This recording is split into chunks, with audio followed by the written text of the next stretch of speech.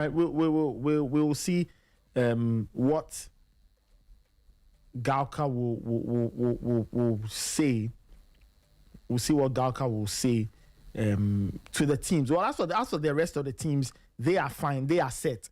The issue is who replaces Accra Hearts of Oak, and nobody knows what kind of plans the potential replacement has made. Ray, I'm sure, because if originally that team did not finish in the top 4, it may have made its own preparations for pre-season. So I don't know. No, but a lot of teams will embrace the opportunity of playing in the top 4 because it serves as a pre-season tournament. So instead of going to organize your own competition or your own opponents for a pre-season game, a lot of clubs would be happy to embrace the idea of playing in the top 4. That's why I think that Samatex definitely would look at the opportunity as a good one for them to warm up into the season. So it's something a lot of clubs would jump at. And so for Hearts of Oak, well, we can all understand that they have a new coach. Transfer ban has now been lifted. That is, assuming reports that we are getting that he think has been sorted out is true. It means that they are now going into the transfer market to buy players.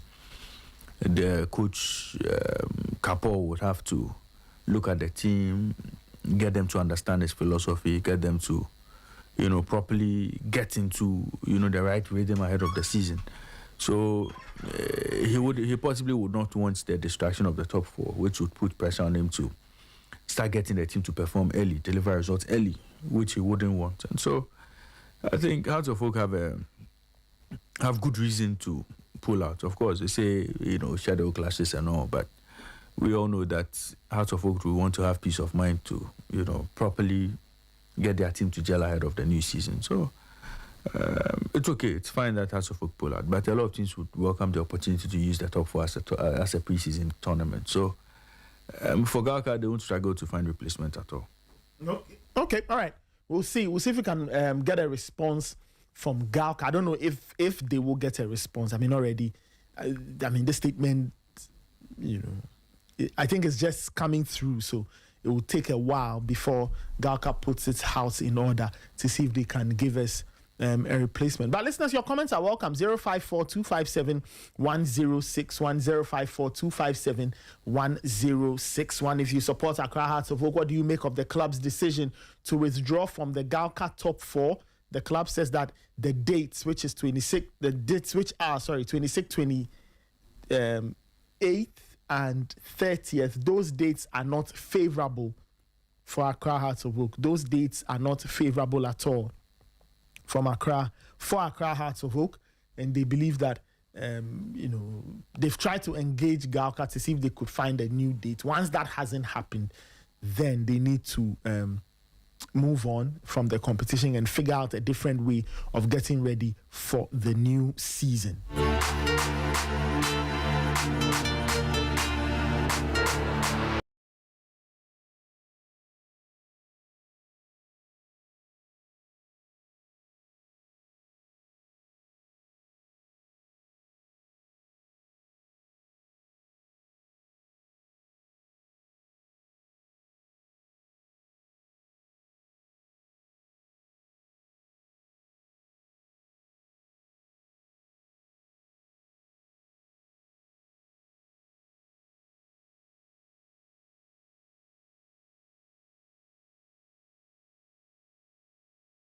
One 1061 let me give listeners some updates on the X1 Division 1 Super League or Super Cup. Super Cup.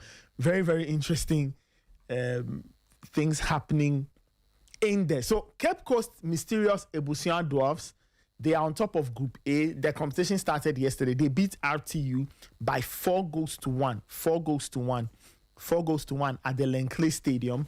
The other game in Group A ended 3-3 between DBB United and Atram Devisa. Ended 3-3 between DBB United and Atram Devisa. So the table looks like this for Group A. Dwarfs, 3 points. DBB United, 1 point. Atram Devisa, 1 point.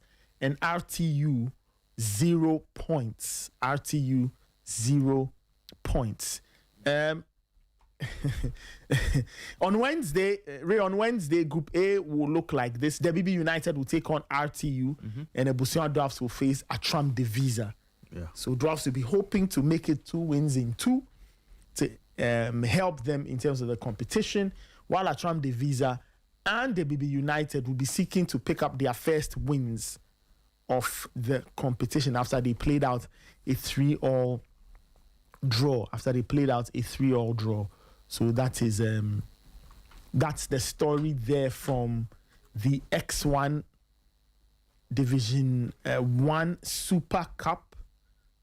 Division 1 Super Cup. So that's the story for those who are interested. The matches are being played at the Lenclay Stadium in Obuasi.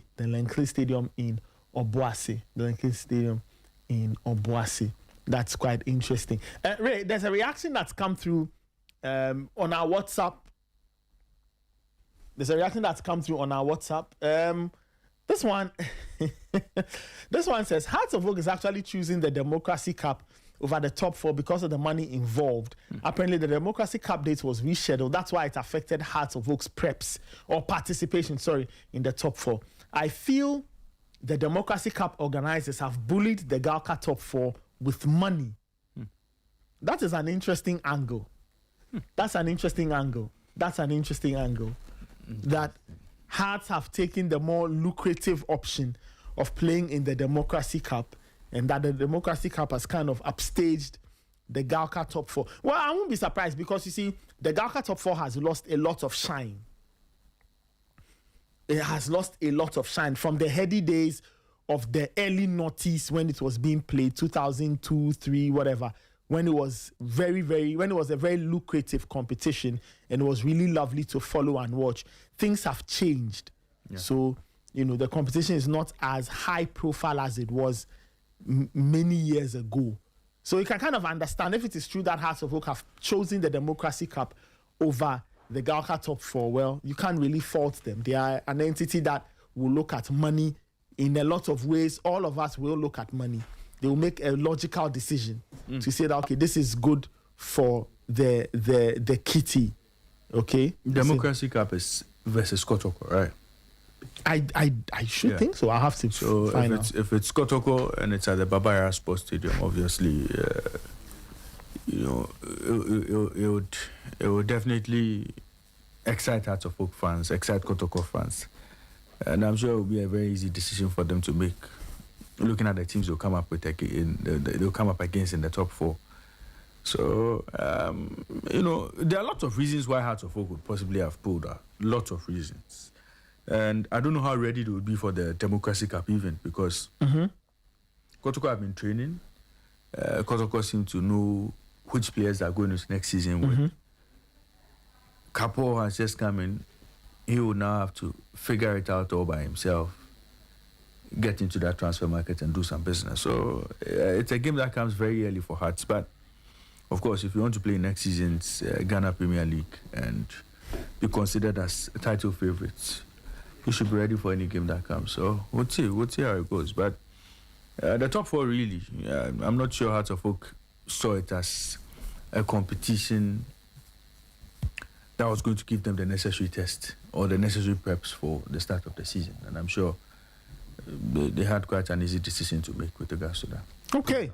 Yeah, we'll see. We'll see if we can get a reaction from GHALCA. In terms of like other stories making the round, let me just touch on a couple.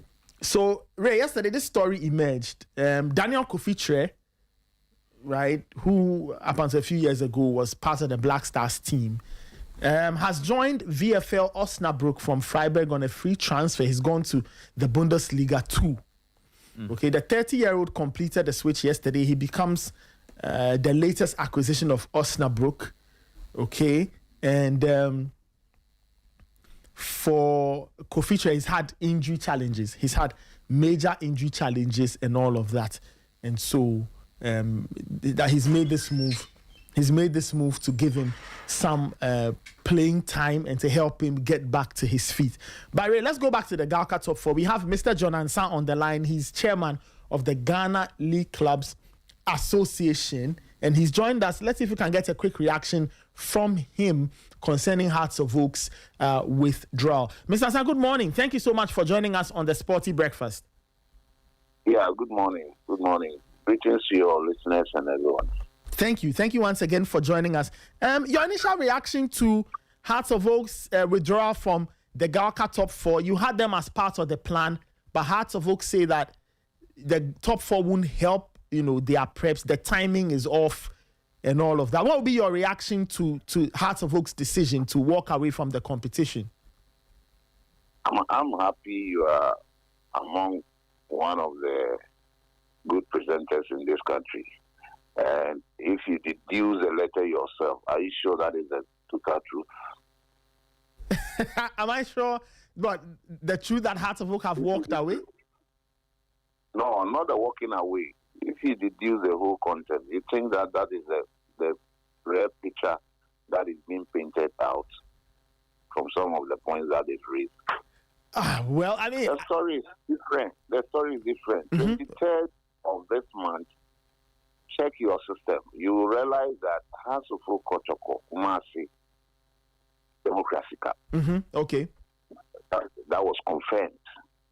And based on the discussion we have had with them earlier, we decided to move the tournament to 26 to give them the opportunity to do another game. Mm. And so you realize that some of your media houses were even trying to come after us by way of not disclosing whether the top four is coming on or not. We were still talking, and we were making sure that we confirm things that we put out there. Consistency has become one of the things that this current ESCO of GHALCA, we have said that we want to be very, very careful when we are putting things out there. And so we waited to make sure that the 23rd is honored by Hearts of Oak and Kotoko for the Democracy Cup. Okay. Unfortunately for us, when we have communicated to the other competitors that we're doing 26, where they have also programmed themselves towards that. You and I know that one of the clubs that is competing is not even having its preseason in Ghana. Mm-hmm. Isn't it? Yes. And so when you are there, what do? You plan towards it. You can just not call you and say that let us play the game on 21st. We can do that. So that was the difference. And we could not change the date. They have to stick to what all of us had agreed. For your information, our first meeting, they were there. They never told us they were not going to participate. Mm. And so based on that, we look at the league ladder and can quickly address it by way of consulting with the Samates who were readily available. And so we put them on. Because, the top four, most cases, helps us to see the champions who had qualified for the nation get some form of preparation, even though they are doing their own thing somewhere. Yeah. And so we cannot let them go, because if we were not going to play, we should have informed them earlier for them to have other options to prepare. And because we were sure that we were going to have it played, we made sure that we stick to that thing. Okay. So their pull-out is based on their own internal arrangements, which did not work the way it was supposed to have worked and help them to be part of the. So if they are pull out or withdraw, whatever, where we think that we have to justify it. Okay. So from what you're saying, you had Hearts of Oak in your plans. You had moved the competition around to accommodate their participation in the Democracy Cup, and yet. Sure, that is the issue. That is it. Mm. So do you have a replacement for Accra Hearts of Oak? I've really indicated to you already in my presentation. I said that we checked the league ladder, and then Samates came. Okay. So Samates have given you their word. They will be there for the top four. Yeah. Okay, I see. So let's focus on the top four itself. You've highlighted the dates 26th, 28th, and 30th. Yes. What other pieces of info can you put out? Venues? Do we know how much prize money is available for the winners? Okay, so what's happening is that in the first place, we could not secure any headline sponsor based on the fact that all the agencies that work for us came back to report by saying that most of the companies have committed themselves to the World Cup. Okay. So their budgets are exhausted and that they are ready to support us fully next year. Okay. But we managed to find something from our own system and some other support from other areas to cushion them with something so that they can get prepared and come and take part of the competition. That has been sorted out. Okay. We also have the venue as University of Ghana Stadium. Okay. That's where we are playing. And 2 games per day, 3 p.m. and 6 p.m. per each day. So that's what we have for now. Even with terms of gate fees and other things, we have to sort it out with the clubs ourselves and find out what will be more reasonable for us to charge at the gate. So that's what we're going to do. Okay. In terms of competition modalities, have those bits been sorted? I ask because of something you are well aware of. Was it last year or 2 years ago when the competition ended? One club said they felt they had won. Another club won based on the competition rules. So have you laid out the modalities and are all parties on the same page in terms of the competition rules? Yeah, so I would just say that, yes, that has been done. But let's not use that story as a history because it is a deliberate attempt by the club who claims to be the winner. Okay? Yeah. They had everything, even their head coach. I sent that modality to him directly from my phone. And there was nobody who says that he does not know what was it. Later on, they told us that they were trying to play some gimmick and see if they would succeed. Can you imagine? quite interesting. Yeah. So that there's no ambiguity about it at all. Last season, we had a very good discussion with all the clubs that took part, and they were ready to go by it. So I don't see any problem. We have done the needful. We're waiting for them to sign it and let us have it. Okay.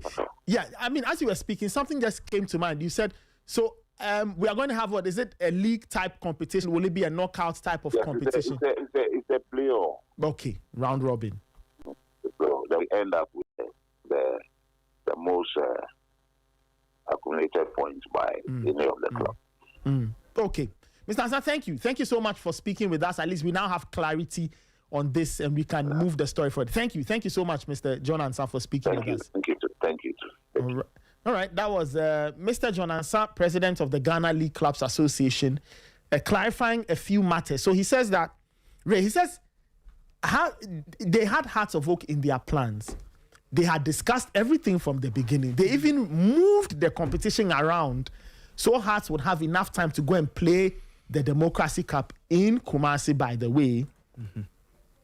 And then the Hearts of Oak decided, okay, they were not going to take part. But Hearts were in the loop from the very beginning.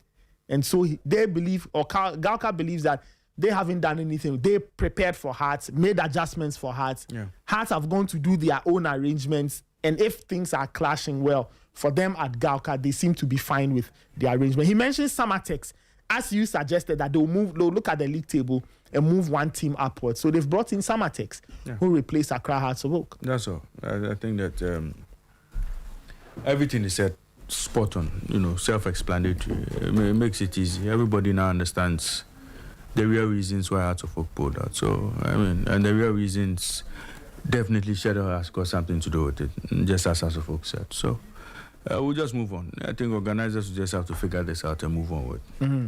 It shouldn't be an issue. If Hearts of Oak don't grace the top 4, this won't be the first time a team has pulled out of the top 4. So they'll just have to manage it and organize their competition. And then, normally the top 4 becomes an issue when there's no Hearts of Oak and Kotoko. Mm-hmm. The interest goes down a bit. Mm-hmm. When there's Kotoko and there's no Hearts of Oak, Kotoko don't want to play when there's Hearts. Mm-hmm. So it's always been like that. But they'll figure it out. They'll figure it out, and then we'll see how the competition goes. Well, he did give us a venue. He said University of Ghana Stadium, 26th, 28th, and the 30th, round robin competition, and in the end, the team that has the most points will win. And then he touched on competition modalities. He says all of those things have been sorted out. Everybody knows what they are doing. Nobody should come and say that, hey, I won, whereas you know the rules and you haven't won. I think it happened in the top 4 last season. Last season, yes. Before the start of last season, I remember. Yeah, they didn't get the rules well. So. I remember. I remember. Anyway, 823. Your comments are welcome. 054-257-1061. Okay, 823. Time check. That's the time on the clock. 054-257-1061. You can send us a WhatsApp message. You can even give us a call, right? You know what? Let's hear from the callers. I don't know what you have to say concerning maybe top 4 transfer news. Gianni Infantino, let me know. 054-257-1061. 054-257-1061. This is the Sporty Breakfast. You can give us a call. I'd love to hear from you, and I want to know what is on your sporting mind this morning. Let me take this caller. Hello. Good morning, Nathan. Yes, good morning. Nathan, today I'm calling you from Ashali. Okay, Otumvo. Nathan, how are you? I'm okay. How are you? I'm fine by God's grace. Yes, sir. Nathan, I don't know if you forgot or you refuse to ask this question on my behalf. As far as the GHALCA, I don't know if he's the GHALCA boss or I don't know. Yes, the GHALCA chairman. Yeah, which question did I miss? Nathan, I don't remember, like, last year, was it? Yes, last year. A top 4 tournament that they were playing. This was an all play, or it wasn't like a knockout system. Yeah. Nathan, two teams will draw and they go on penalty shootout, and after everything, one team will get 2 points, the other team will get 1 point. Yeah. It So makes sense to me. okay, so I think the rule was that, so you know, after 90 minutes, the draw gives you a point. Now, if you win the shootout, you get an extra point.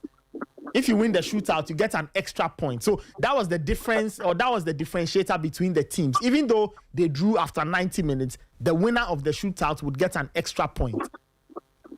And after the loss, the team will still get 1 point. After what? The team that loses still gets 1 point. Yes, because after 90 minutes, the game is a draw. So everybody gets 1 point to start with. And then you go into the shootout, and then whoever wins gets an extra point. Nathan, this top 4 is just not a serious tournament. Why do you say so? Do you know that in the history of the Ghana Premier League, there was a particular time, it must have been in the 80s. I was reading from Ken Bedi, and some older people confirmed that at a point in the Ghana Premier League, when the match ended in a draw, matches were settled via penalty shootouts, and there were extra points given like that. But Nathan, I feel football has evolved, and we have to put better like having better mechanisms in place to determine how we play tournaments. And for you to tell me that after a draw we have to go on penalty shootout and the team that lost gets 1 point. Oh, Charlie. But isn't it in a bit to like try and find? Okay, let me ask you a question. If you were to draw the rules of the top 4, how for example, let's say all the matches end in draws, how would you determine the winners? But Nathan, after the group matches, CAF was able to determine who should qualify and who shouldn't qualify, and as a result of that, Malawi top the group. True. Okay. So what if all the games end 1-1, 1-1, 1-1, or 2-2, 2-2, 2-2, or 3-3, 3-3, or goalless? You're asking a question based on assumption. Because is it not a possibility? No, Nathan. There will never be a possibility of that sort. That all the games won't end 1-1, or 2-2, or 3-3, or goalless. Okay. No, but I'm just saying it's a possibility, you know. Nathan, you see, like, there's nothing impossible in this world. That Nathan, believe me, come on. Nathan. You are laughing yourself. No, but Otumfo, think about it. There are 3 match days. There are 3 match days. There are 4 teams.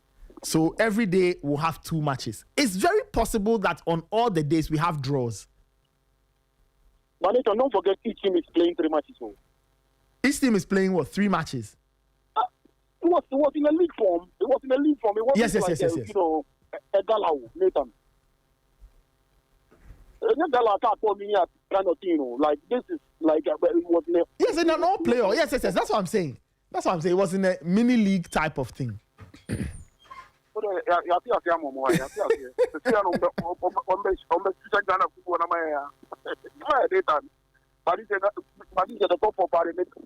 They'll be playing behind closed doors because who is going to watch? I'll tell you, you won't go and watch. It's at the University of Ghana Stadium. Ah, there's a woman describing. Hey. All right. And then, I live very close to. Yes, I know. Yeah, yes, yes. From Argentina to. Yes. With no distance from me, I can just drive there. But yes. Later, when I'm in Kwakwa, I have to go with them. Make my Kwakwa again. Put it here. But you see, when I'm in Kwakwa again, I want to go to support. That's a media ma for Bobby. Uncle her media ma for. No, I'm going to find man. I'm going to find man.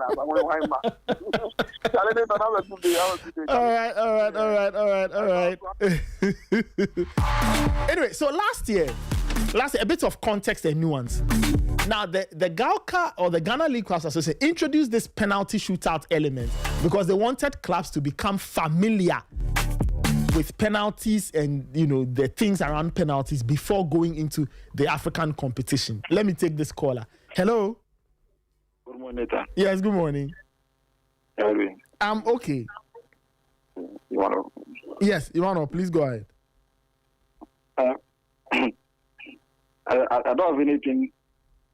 Actually, the penalty is very good because see, Ghana, one of our downfalls in football is penalties. Mm-hmm.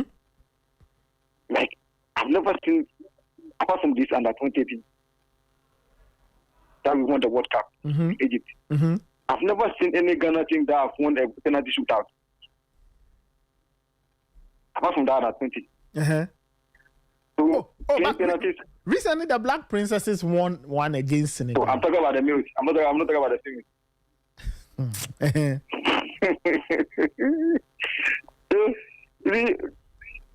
You remember the legendary commentaries, Rastama Thomas story? Tell me, since then, he just marked it for the to go to the Olympics. Mm-hmm. So, playing penalties after a draw game, I don't think it's a bad thing. The team will learn. And I remember sometimes they said how they call it after football matches, even in the league, they will play penalty kicks, no matter what the outcome of the game. Mm-hmm.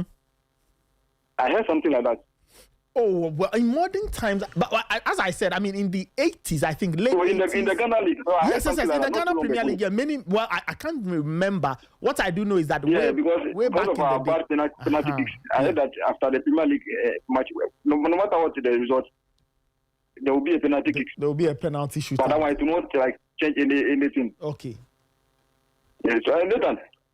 Mm-hmm. My second, do you watch the presentation of the younger player that yesterday? Yesterday or Sunday or something like that. Yes. What's the name? The former Sundowns guy. Peter something. Shalulile, yeah. No, Nathan. Hey, a young guy. So a young guy was presenting a player and look at the stadium. This one is like Santiago Bernabeu. Listen, so Hassan Kotoko, what are they doing? But if they're unveiling players too on social media, I've not been. Neta. See, I don't get it too. So you can't make these plans very, very adequate. Choosing very lucrative for sponsors and investors to come and invest in this team. Mm-hmm. A big club like Hassan Kotoko. See, you can't compare this team to Yanga, but look at what Yanga is doing. Look at what Yanga is doing. Mm-hmm. Yanga, no, when they come, when they come. But Yanga, they've been around for a long time. So, is Yanga bigger than Hassan Kotoko? but had to well, in Tanzania to do ask the same question that are they bigger than Yanga? If you are not doing this, what? Yanga is as old. Yanga was founded in 1935. By in terms of football, in terms of how do you call it, achievement in football, are you going to compare Yanga to Kotoko? No, I mean, nah. You. No, that's the thing. And we have this giant class in Ghana here. They are not doing anything to help themselves. They are waiting for a government to pump in $1 million so that they will take. Instead of you to invest in yourself, like put things, attract sponsors. Look at MTN, one of the biggest telecoms in Africa. You cannot even attract them. You can't attract them because see. But did MTN not sponsor? Which club did MTN sponsor, Ray? Is it not Kotoko? Yes, I know that they will. Even the House of Folk. But because they are not doing their thing, they pull out. They pull out. Nobody is ready to invest in this class because they are badly run. So, see, you can't play a league season and sack over 30 players and sign in over 30 players every season. That doesn't make sense. It doesn't make sense. Every season, they are sacking players, over 20 players. They are bringing in 20 players. In modern football, who does that, Nathan? Who does that? Only in Ghana. Only in Ghana. Do what this see, don't wait for GFA to come and give you football boots and footballs. Sorry, what is all this? Como they call it training center. They don't have. This class, they should just how do you call it? Put the class on the market so that someone come and buy and Charlie. If Mama should go and buy house of Kotoko. Oh. Invest in it. Because this boy, they are not doing anything. We get rich men for this country, but because of our bad, because the way the football is very bad, nobody is ready to invest in it. But we have free people who can invest in Ghana football, and we should be always look at this everything. This everybody they don't know anything. They are not even ready to even look sponsor for their own product. They are even struggling to find product for their own product. Have a good morning. All right, thank you so much. 0542571061 0542571061. This is the Sporty Breakfast. Let me take this caller. Hello. Yes, hello, Mr. Nathan. Good morning. Yes, good morning. Yeah, this is the one and only Achekera in Tema. Yes, Achekera. Thank you so much for calling us. Yes. How did the birthday go? I heard the shouts. So I appreciate. All right. So let me move straight into the GHALCA matter. Mm-hmm.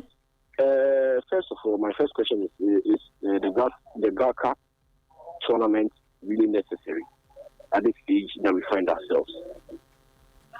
Initially, the motive was they want to use that tournament to prepare the clubs for the external competitions and stuff. Mm-hmm. But now the clubs are rather engaged in their own preseason schedules. They've drawn their maps already. And even if you want to put out a tournament, you don't wait till it's getting closer to the start of the league. Then you start bringing rules. Now we are now discussing the rules. We are now discussing what's not and what. If you see, it's not hard. If you want to put out a competition, we know we are ending the league in April 30th. You can put your own. You know the date already. It has been circulated. It has been communicated to everybody. Then the new rules you want to put out, you bring it out early. We judge or then you pick out the point that is necessary to improve your decisions. It's not now that you are telling us you're waiting for House of Folk. You've discussed with House of Folk. You see, when you are saying it's top 4 and you are now bringing a fifth position into the 4, then it's not a top 4 league again. It has distorted it has distorted the team of. Uh-huh. Yeah, but I mean, the point is that GHALCA, they wouldn't have gone for summer text if Hearts hadn't pulled out. So what was the discussions earlier after the league ended? Yeah, they knew the positions already. Yes, so they had planned everything. Everybody was on board, right? They even decided to move the competition around because Hearts came to say that they are going to play in the Democracy Cup. So they said, no problem. We'll move the date. So go and play the Democracy Cup and come back. So we played the top 4. And then Hearts of Oak said they had other plans. So Hearts of Oak's decision is almost last minute after plans had been made and everything. So then, okay, then, so with this, it's the issue coming from the House of Yes, it's not a GHALCA problem at all. They have planned. They planned for Hearts. Hearts were at all the meetings, and then Hearts of Oak bring a last-minute surprise to say, "Oh, we want to go and do something else." So with this, can they not you can they GHALCA now have a pre-competition agreement signed.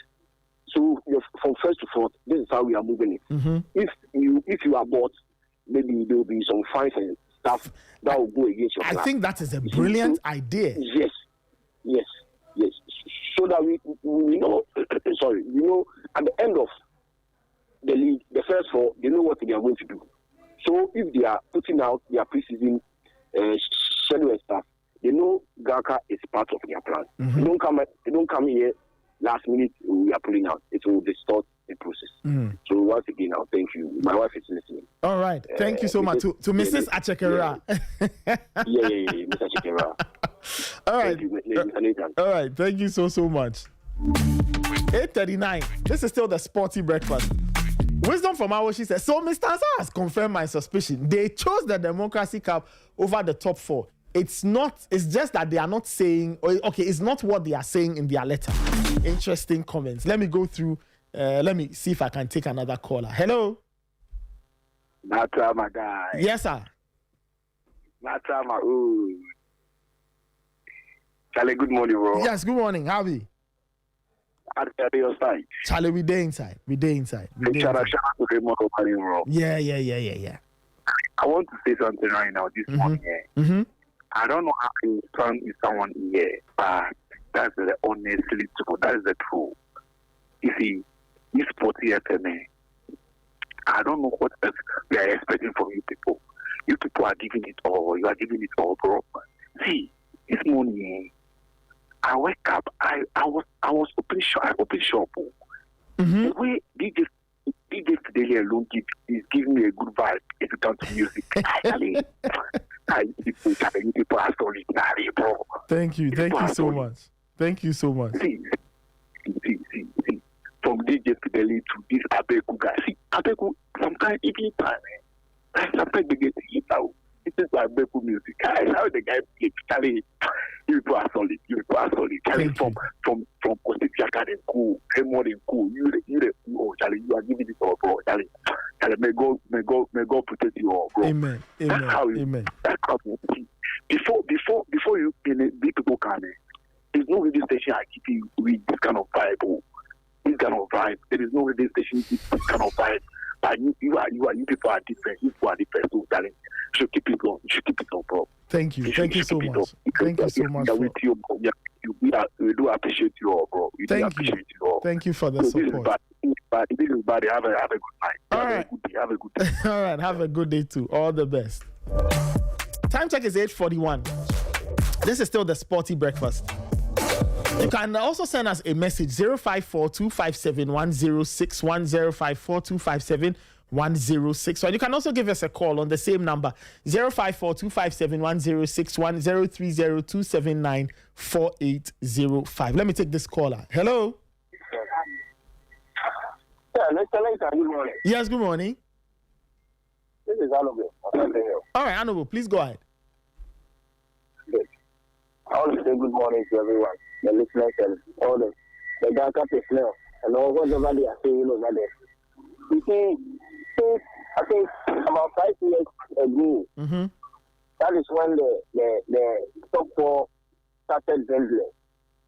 It lost its value. When they intended to add things that they thought were top teams that couldn't qualify, and they made it top 8, top 6, and all those things. So how long has it been since the season ended? There is no publicity. The package of the GHALCA top four itself is bogus. Do you think if there is enough money, if the package is good, how supposed to say they are going to play Democratic Cup and leave that one? They would never do that. They would never do that. They would have played it. They would have forgotten about the Democratic Cup or whatever. GHALCA top four used to be the issue. Just pre-season tournaments before the season starts. It used to be the age, very, very competitive and very honorable. But what happened? Because GHALCA decided to form alliance with the FA president, whoever that is sitting on at that time, that the people do not like, and they don't want to do the things right. They want to behave like the FA themselves. So the competition lost its values for like almost 5 to 6 years now. Look at the time. When are they going to start the season? Now that you have announced the top 4, what are the packages? Should they come and read their players before the season starts? Should they come and play this tournament with seriousness? And when their players get injured, how do they fix them before the season starts? You see, when you are doing things seriously, you don't have to expect everybody to be ready to perform or to be part of it. You should know that once you have people who are ready waiting for your packages before they join, you should be able to know how to package yourself and add something to it. Nobody is going to play tournaments for 50,000 nowadays. Tournament that they will play like 4 or 5 matches. Am I right? 4 matches. If they are if the team needs to go to the final, they will play like 4 matches. And we want them to play it for 50,000. How much is the application for even 1 match? Something small, you can't provide it for teams to perform at your competition nowadays. You understand? So they should sit up. They should forget this season. They should forget this top 4 and then prepare for next season to do it well. Top 4 is to be a big tournament than House of Lions. This Pondo team. They will score Kotoko. We say yeah, very competitive. People are ready to watch the top 4. The publicity is over the roof. What are we seeing nowadays? After how many less than a month to start the season, one is now saying the top 4, just like that. And you want teams to come, to come and rig their teams, their players to play this thing. Here we are. Now let me go back a little to the SC. We all thought they said the women's football is their most successful flagship after the time they came to power. Isn't it? Mm-hmm. So what happened to the Queen? What happened to the Queen?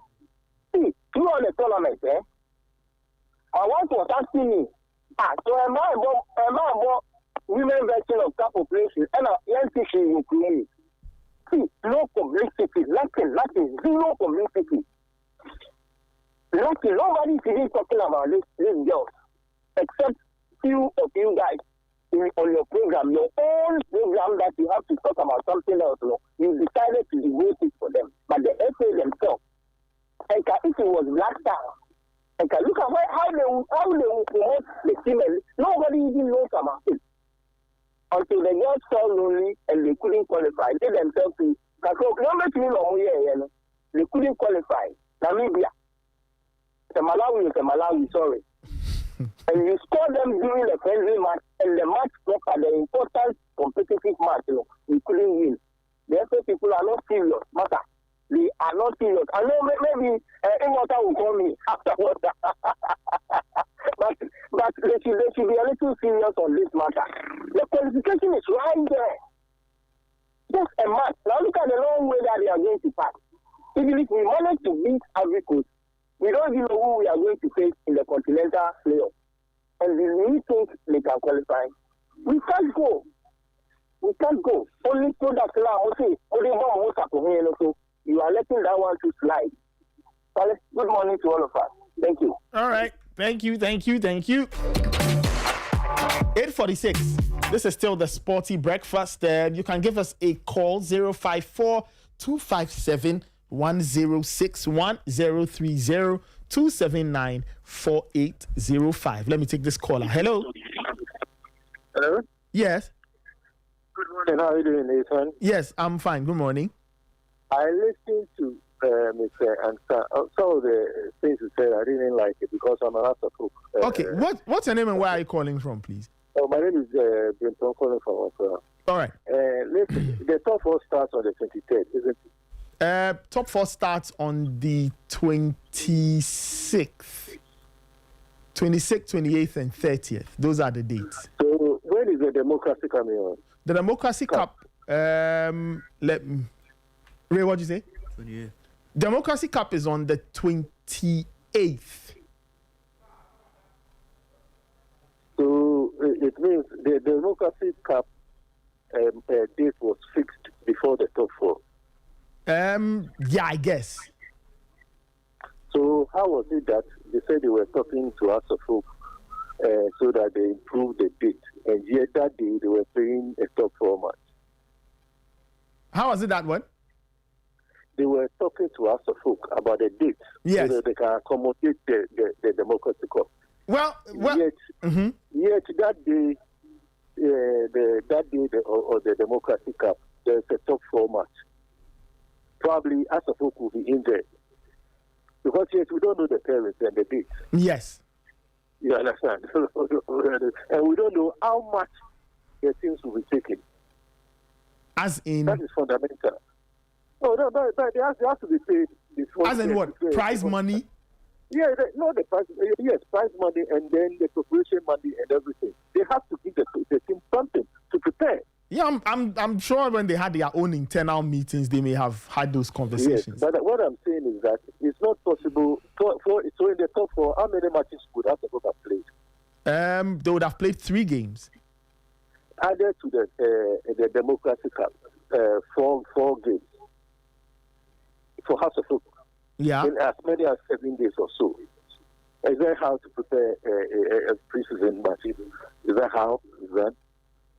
Come on, let's be professional. You can't be playing 4 matches in 7 days. But during the league season, don't teams do that? Teams play 3 games, 6 days, 7 games, 8 days. In Ghana. I'm just saying it happens in football. It's not we're weird. talking about Ghana. Let's not talk about because that place, the transport and everything is different from here. So how can you Ghana ask teams to play 4 matches? You know how it is to travel to Mediema or Okay, but for example, if teams have to play in midweek, don't they play Sunday and then Wednesday and then they are on the move again? But that is why last season FA deliberately stopped midweek. Yeah. You didn't realize that. Yeah, I know that. They factored in the situation in Ghana. We are talking about Ghana. Mm-hmm. Let's not talk about somebody who's transporting everything. That's not the point. You see, the point I'm making is this: that it is not nigh on impossible to play games in a packed fixture. We may not do it, but other places they do. No, So, but I'm not interested in what again, but it also doesn't negate the fact that it exists. in Ghana. I'm not saying. Listen, it exists in the world of football. I'm talking about House of Folk matches and GHALCA and No problem. And I'm saying that Hearts were part of the conversation from the very beginning. These top 4 fixtures should have been had. It should be on the calendar during the season. After the end of but the top 4 is played in between 2 seasons. At the closure of the season. Yeah, so the top 4 is always the top 4 hangs in between the end of one season and the start of another. Listen to what I'm saying. I'm saying that at the beginning of the season, the FA brings out its calendar. Yes, but the top 4 can't fit into an FA calendar because the top 4 is played outside the season.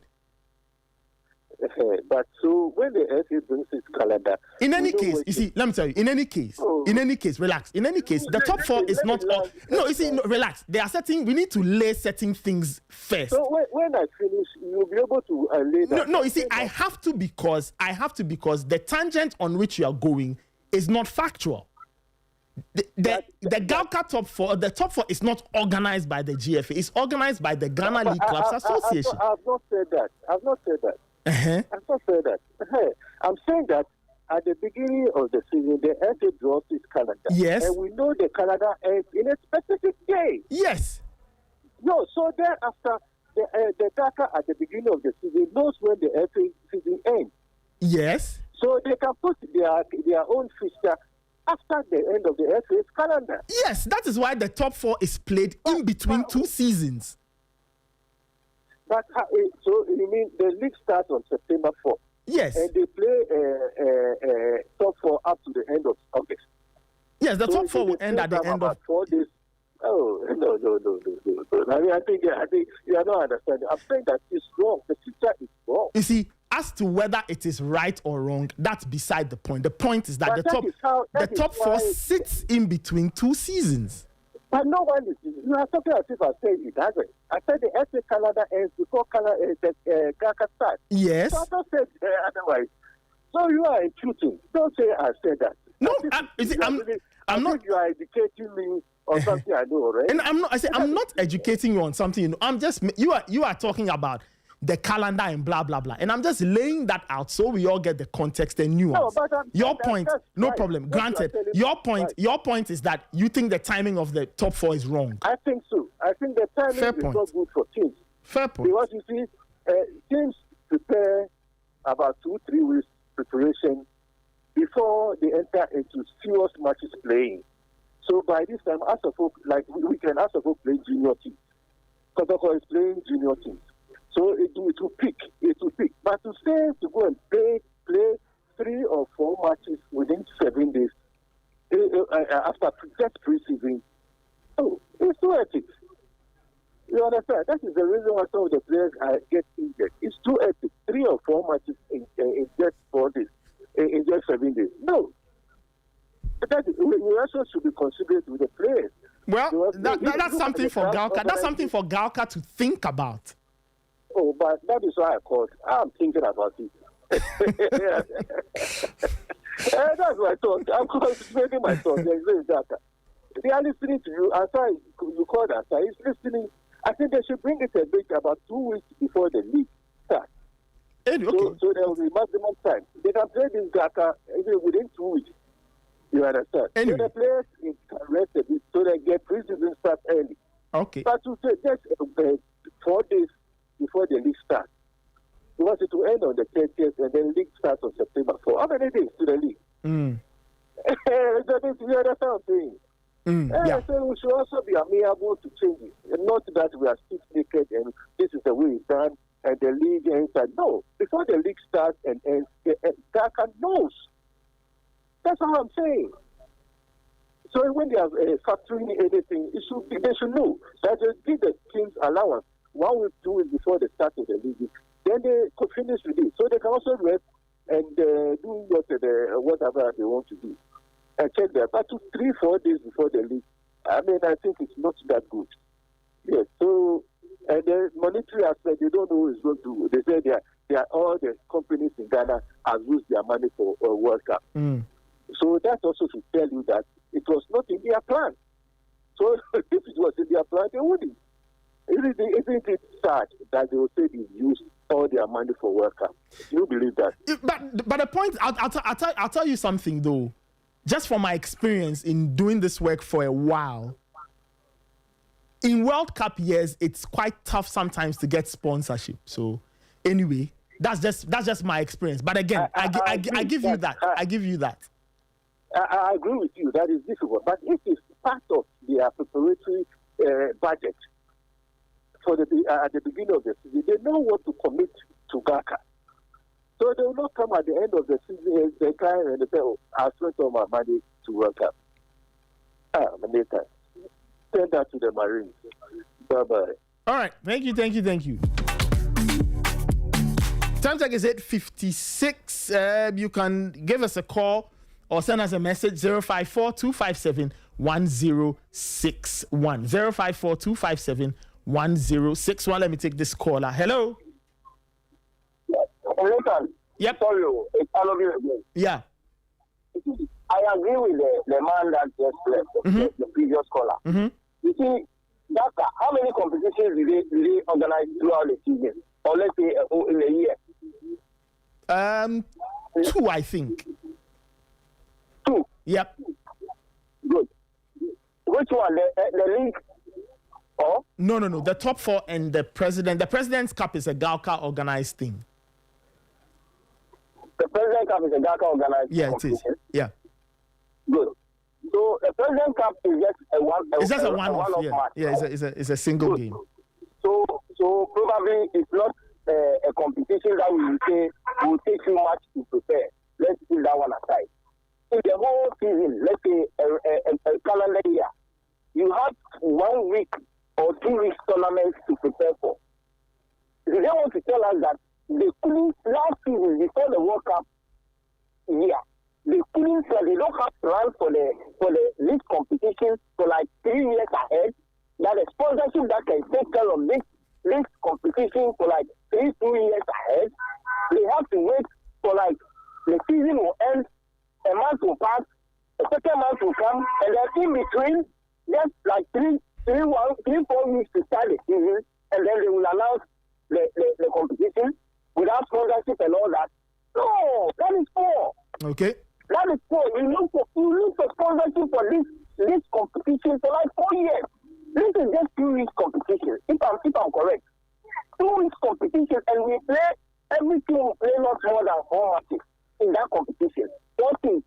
So if there is packages, there is sponsorship. Trust me, first, second, third position of the league not to be talked to before they will agree to participate. It will become a different something. People were fighting to become third position or fourth position to play top 4 back in the league. If you are right, people were fighting. They were just like the Premiership. You fight to win to get to the top 4 position because you know you play that top 4 to prepare for Africa.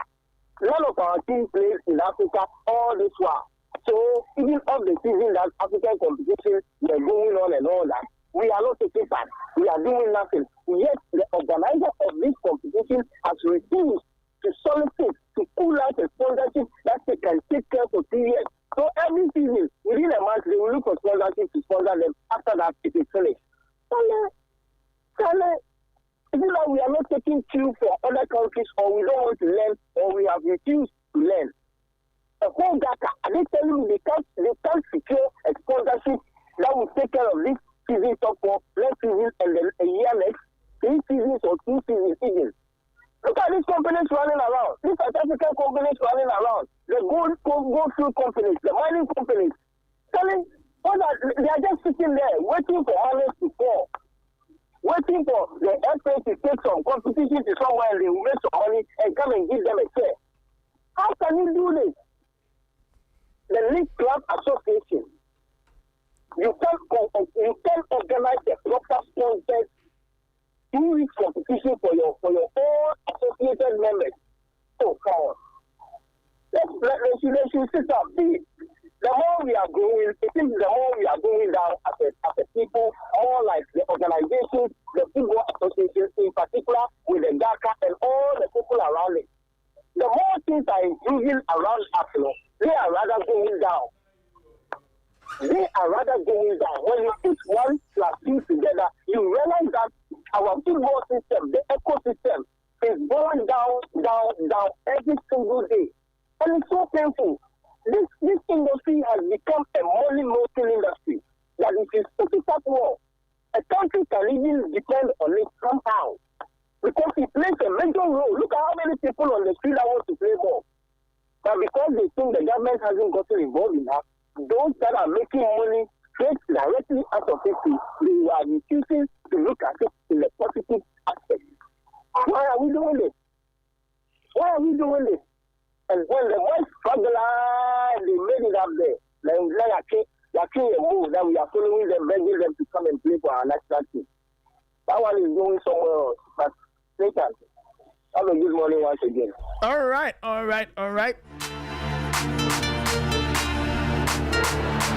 This is still the Sporty Breakfast. You can give us a call or send us a message 054 257 1061.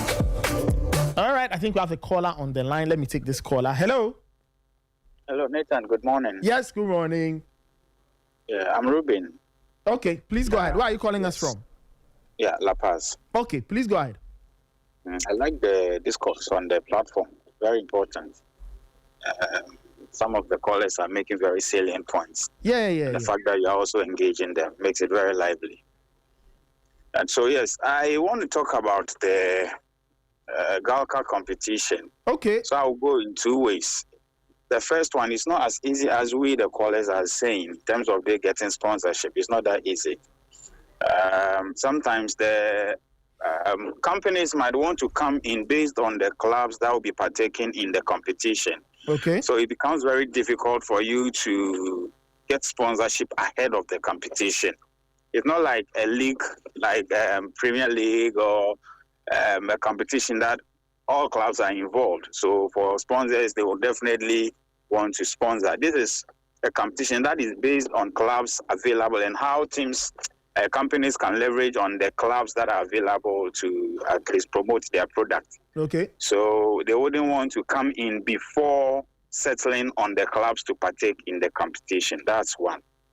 The other side is GHALCA can also be very innovative in a way that they can make the competition very attractive so that it wouldn't necessarily be based on clubs partaking for the attraction to be there for sponsors. Like the FA Cup, when Kurt was the president or the chairman of the FA Cup competition, it actually didn't matter who was the finalists or who were the finalists. And so it made it very, sorry, I'm driving, so a bit of confusion here and there. Okay. And it made it very lively to the extent that it didn't matter clubs that were partaking in the finals. And so sometimes the authorities could also be a bit innovative, creative to make sure that sponsors will be ready. You know, what I remember very well is somewhere in the early 2000s, I remember very well, Coca-Cola Top 4 Cup, Real Soccer, Real Refreshment. So you are even everywhere you see the billboards, Top 4, you see the popular players, Ishmaelado and the likes. So it made it very attractive for us to watch, and sponsors were, you know, Coca-Cola actually sponsored that tournament for years. Oh, hello. He said he was driving, so I'm sure he must have driven into a Police catch. Oh, police catch him. See what? I'm sure he must have driven into like a blind spot or something. Let's do the Sporty Breakfast. You can send us a WhatsApp message 054-257-1061 054-257-1061. You can send us a WhatsApp message. I'd love to hear from you. I didn't know that people were really interested in the top four matters. But yeah. Ray, I don't know if you have. Okay, you've already stated what your points, which quite clearly there. The other bits of news, as I said, I read something concerning Daniel Kofitre. He's gone to Bundesliga 2. He's trying to work his way back. He's had a very complex time dealing with injuries, complications, relapses here and there.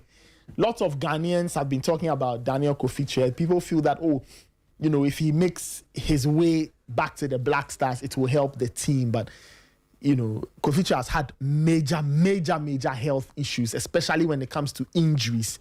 So he's trying to work his way back. Yesterday, he joined VfL Osnabrück in German Bundesliga 2 to see if he can work his way back. Let me take this caller. Hello?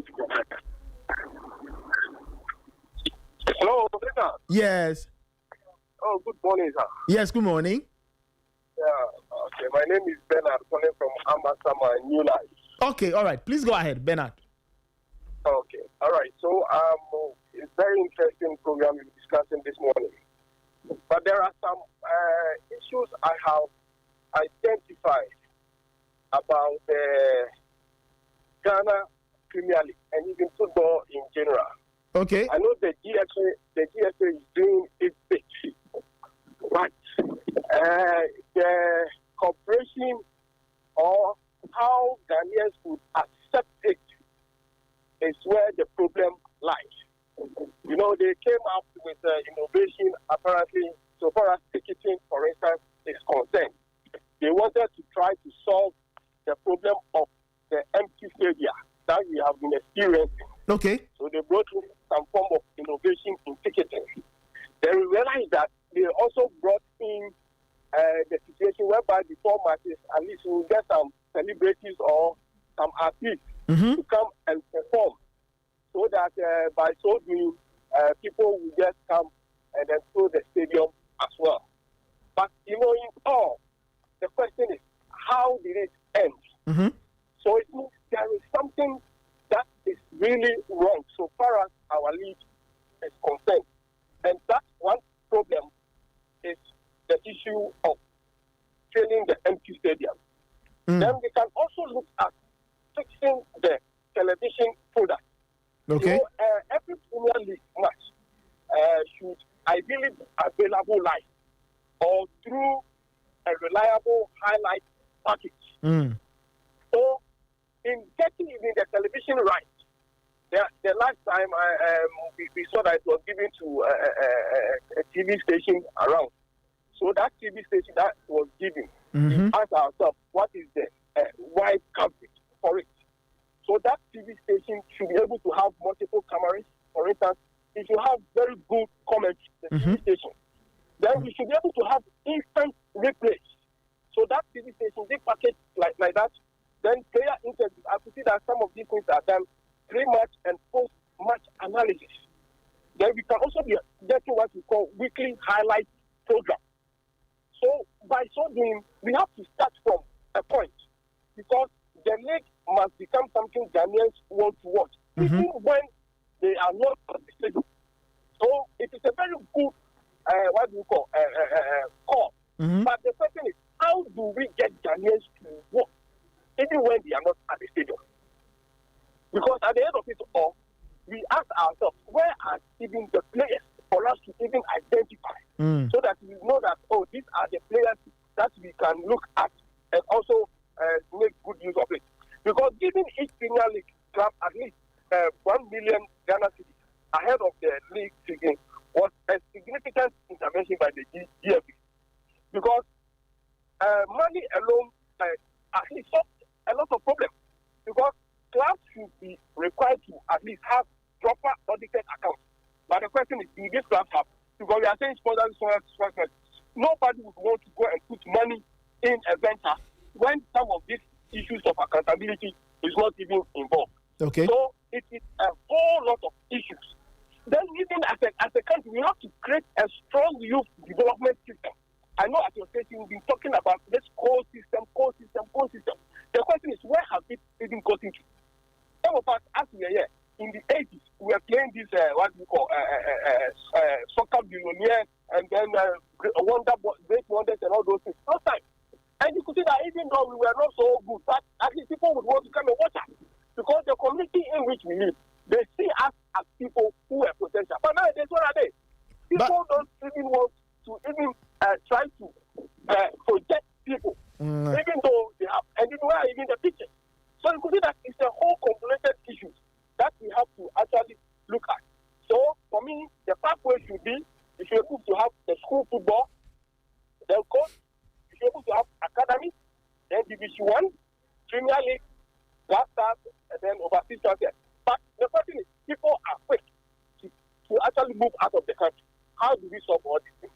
So please, in fact, in all these things that we are doing, for me, I believe that leadership, and we should also be transparent in our dealings, so that we will become attractive. So far as even player selection into our national teams and all those things are content. Thank you very much. All right. Thank you. All right, time check is 9:11. We'll put a pause on the calls for now, and then we proceed to other matters. Okay, all right. Raymond Yamado is still here with me. Michael Asaibedu is on my screen. I can see Michael here. But Ray, is it me or Michael looks like his hair is grown back?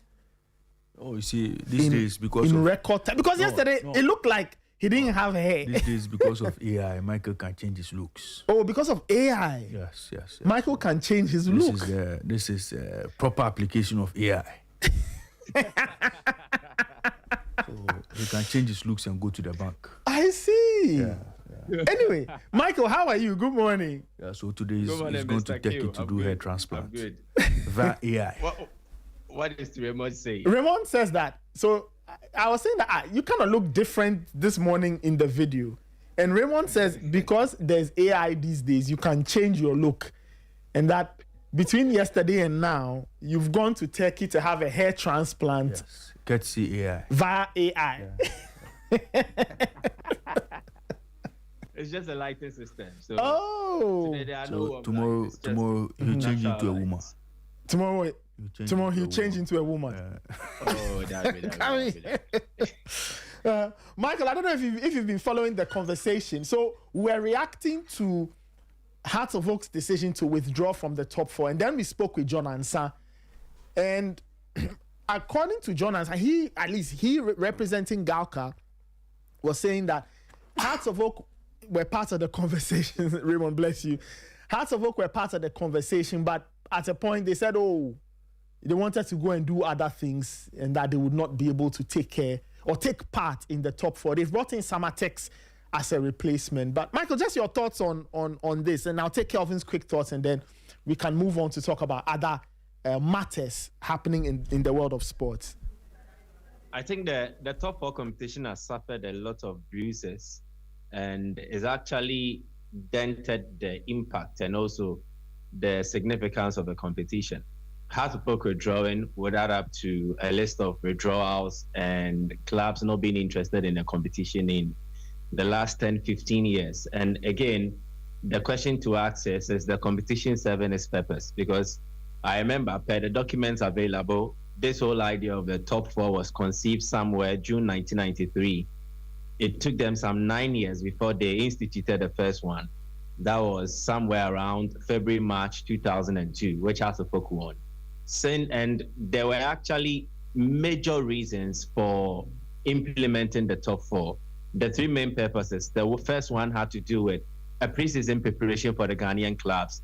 And at that time, Ghana actually had done very well in the CAF Intercontinental competition. So the slots available for Ghanaian clubs were 4. In the CAF Cup, which is now the CAF Confederation Cup, and then the top one, which is the CAF Champions League. We had 4 clubs participating in there.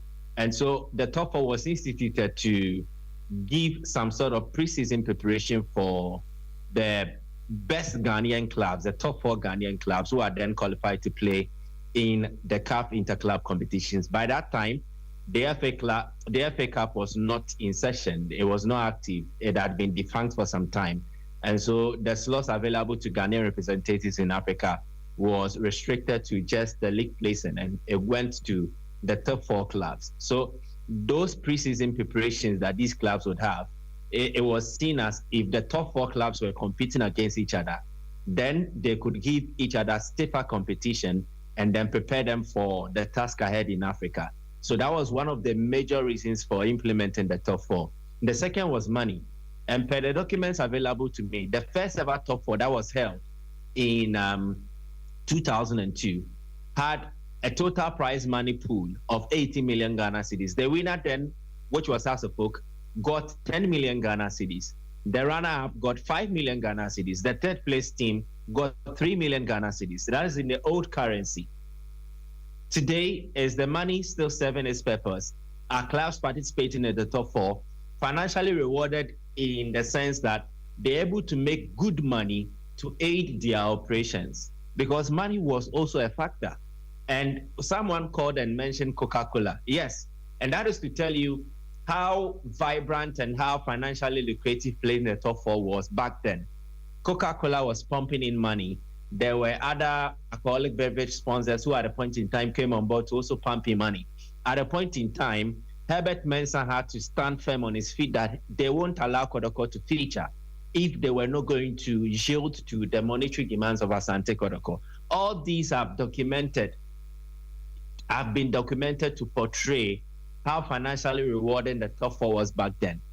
Today, is it the same story? Is money enough to convince teams to participate? Because I want to believe that if the financial reward was juicy enough, then Hearts of Oak would think twice about pulling out. It will not just be about their preseason plans. It would also be about, if we go play in this competition, albeit it's a preseason competition, we will still get some good amount of money that will be enough to aid our operations. And so that is something that helps. And aside the 80 million Ghana cedis prize money pool, GHALCA also assisted the clubs in terms of preparation and transportation costs.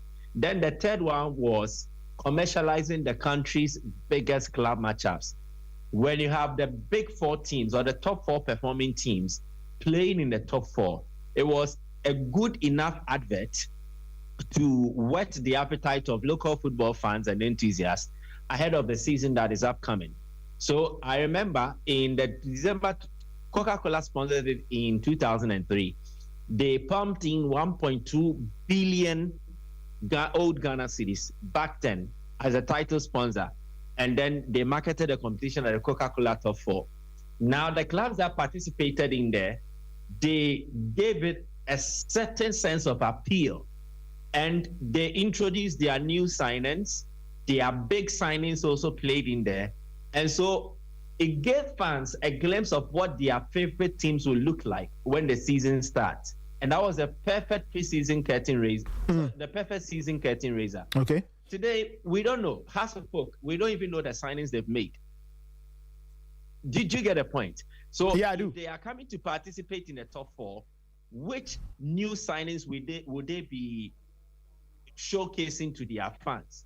Again, which big stars would they be given the platform for them to come and also audition their talents and prove themselves worthy to the House of Folk fans? So I think the whole idea behind the top 4 has been diluted, and the significance of the competition has been diffused.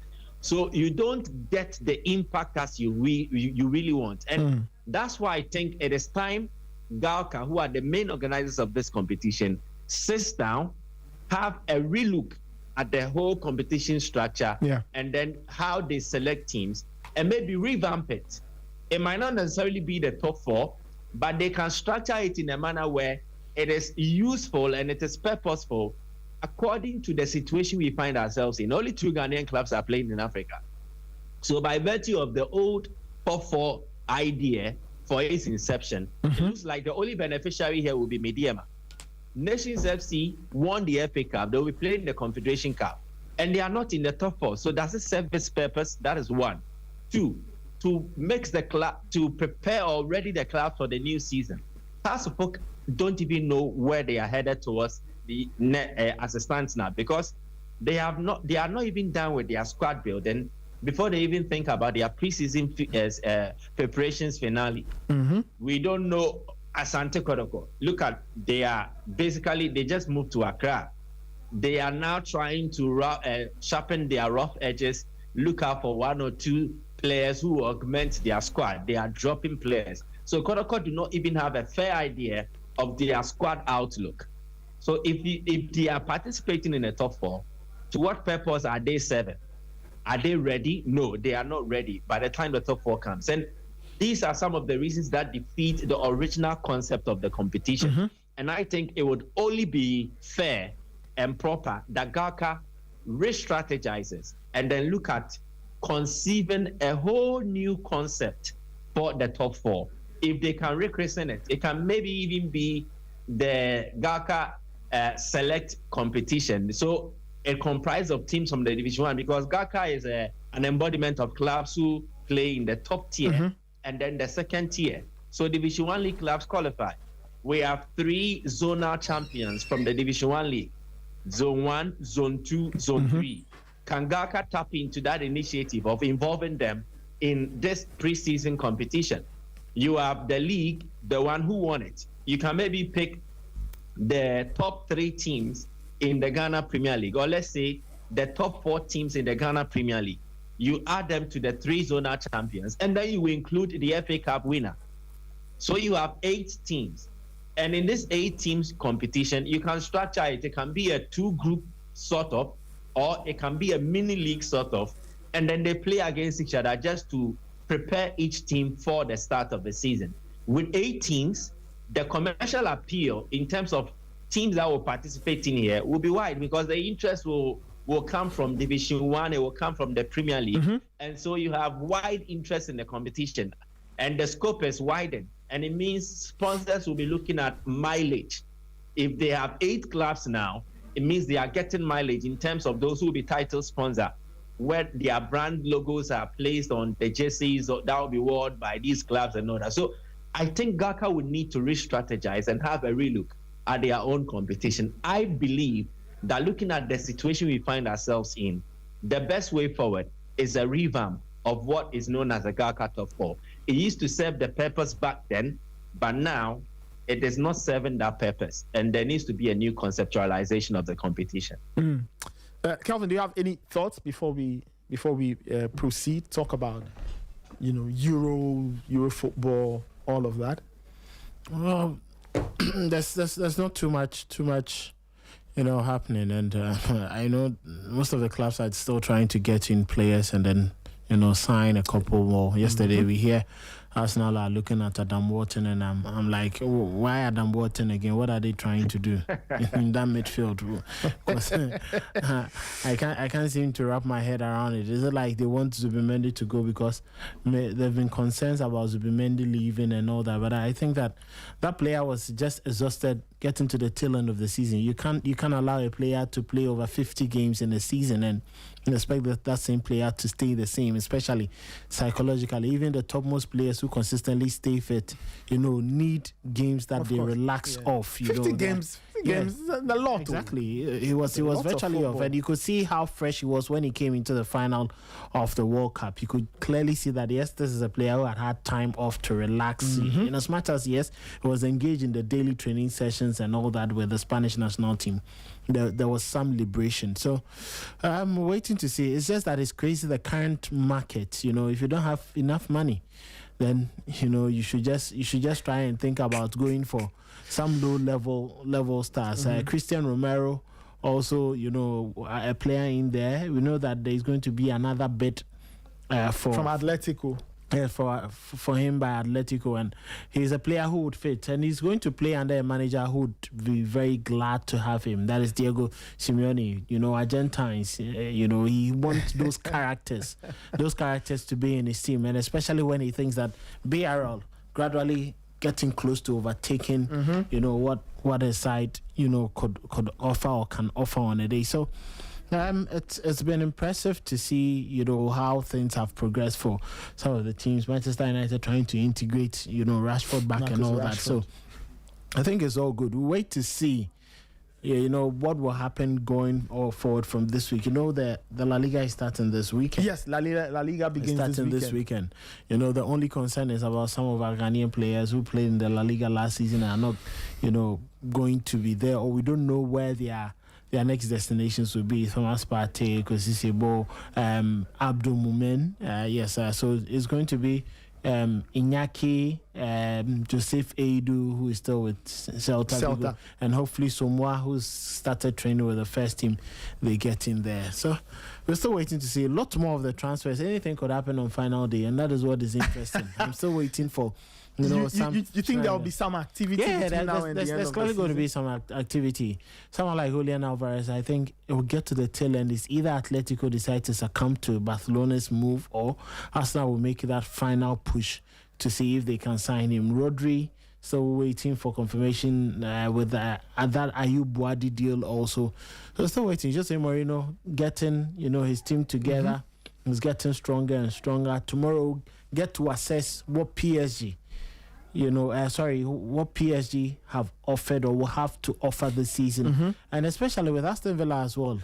I'm sure tomorrow we'll be getting into details of the UEFA Super Cup final, but obviously it will be a great opportunity to see the players that they've lost and how Unai Emery is going to put together, a team that can actually withstand the test of time. So we'll wait to see. Kotoko is in Accra already. Yes, they'll start the campaign, but there have been lots of questions. Many people are still not understanding why a player like Prince Badu will be allowed to leave, and then Hilary Adabo stays. Someone is asking why. What sort of grace is Adabo getting that Prince Badu, who seem to have had an injury, Isaac Minta, Emmanuel Entry, all these players? You ask yourself, where did that quality go? Is it just about quality, or is it about attitude?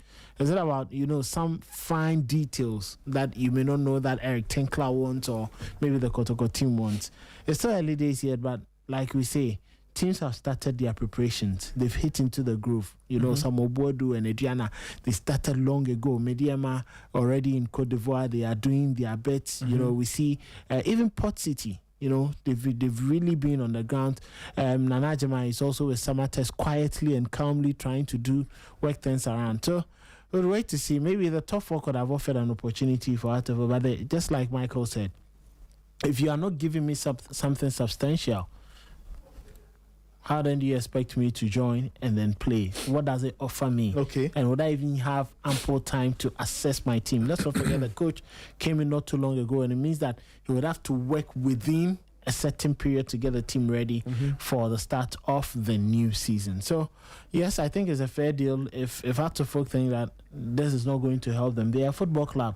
you cannot decide their plans for them. Of course. They think that it's not going to help them, so they just stay off. And especially for the coach who has come in the Bocha Cup, very much experience, and he knows what can work for him and what will not work for him. So we'll wait to see. I trust the Phobians and the decision that they have made that will go a long way to help them. But just like you also said, where are the new additions that they would want to try them and in and out and then get to see what will happen? The top 4 gave Heart of Lions Echedogli, who they sold for good money to Mediema.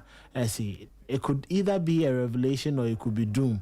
Kumasi Asante Kotoko played in the top 4 and it was doom for them, all because they did not take their time to prepare for the new season. Remember, they went to the Toyota Cup, came just a little or 2 weeks because they really wanted to get into the top 4. The players don't have ample rest. Ordinarily, players are supposed to have 4 weeks after a season to be off, but now because of how tight the calendar is, they have just a little over 3 weeks after a major tournament or after the season is over, and that clearly puts them a little bit off, and it does not really help. It's the reason why someone like Erling Haaland till now, Manchester City is allowing him to have his because you need him at his full best. He needs to recover psychologically and physically to be ready for the new season. So I think yes, the Phobians to know what can help them, and then we'll wait to see. Now that the ban has been lifted, maybe they should quickly get into the market and get some quality. But has the ban been lifted now? But that's what they are saying, that they've paid the money. If you've paid the money, really hitting. Yeah. So if you've paid, then it means that you can now go ahead and then make very good signings to augment your squad. So we'll wait to see what will come up. Maybe the game against Asante Kotoko will give us a fair clue. That is the Democracy Cup. Democracy Cup will give us a fair clue of what the team looks like, and even for the Asante Kotoko team, how it looks like. Michael, let me come back to you on Asante Kotoko. Every now and again, I'll come across all kinds of interesting stories. Players have been left out, of training tours. Some players are not in Accra. Concretely, Michael, let's separate fact from fiction. Who are no longer part of the Asante Kotoko plan going forward? So, Kwame Poku is no longer an Asante Kotoko player, and that was after a period of assessment from the new technical structure headed by Mr. Menzo and the head coach Eric Tinkler.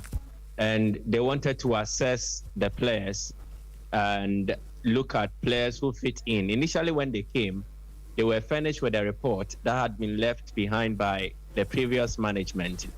And they wanted to also experience the players firsthand and look at those who would maybe fit in, which will be contrary to what the report details.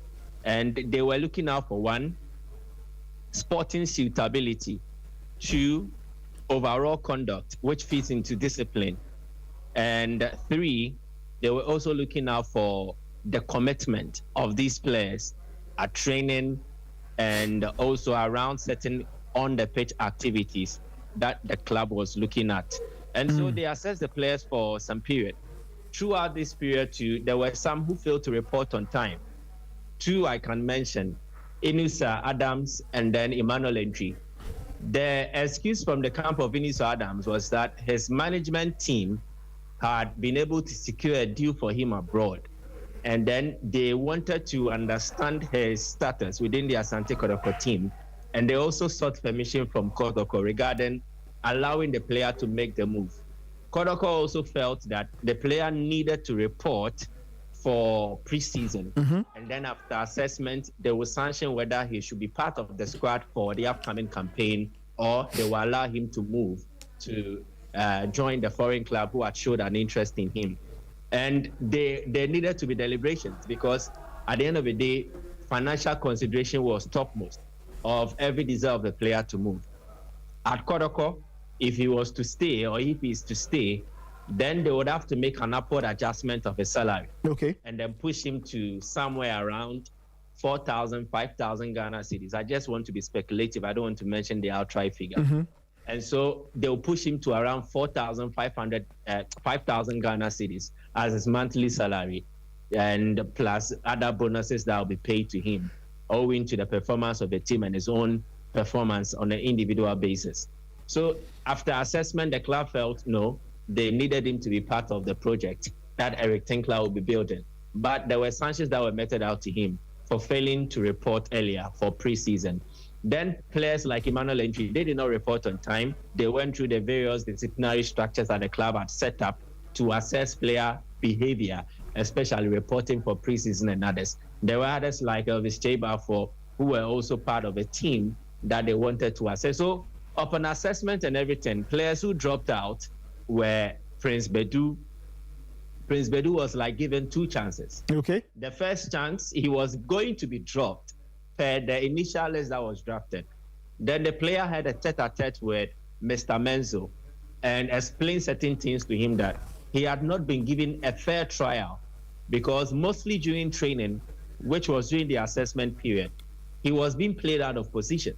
So he got time to explain himself to Mr. Menzo, and then they offered him another opportunity. The club played a series of friendlies, one against Bernab. There was also another one against Ebony, where they actually subjected him to strict scrutiny. But after the second assessment period, still Prince Bedu did not make the cut. He was left out of the preseason squad, and then he is to train with the Kodoko junior side, okay, or their youth team. Emmanuel Entry will also train with the youth team. He's not part of the preseason squad that have moved to Accra. The same applies to Zakaria Fusaini, Saka Dauda, Johnson Ousu, and then Isaac Minta. They were dropped or left out of the preseason squad.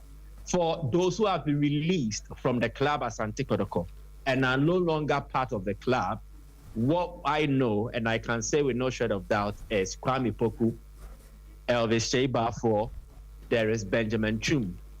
And I think he's even on his way to joining Young Apostles. And then Francis Akwa, former Bechem player.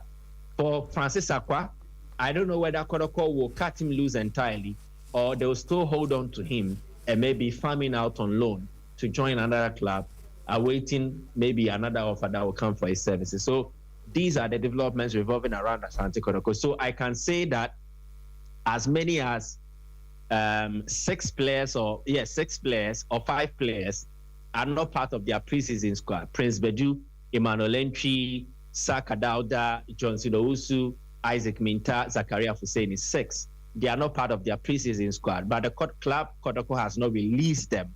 But those who have been released, Kwame Poku, Elvis Chebafor, Benjamin Chum, and then the one with asterisk will be Francis Akwa. I am yet to ascertain exactly what his status is, whether Kodoko have outrightly released him or they placed him on available for transfer list.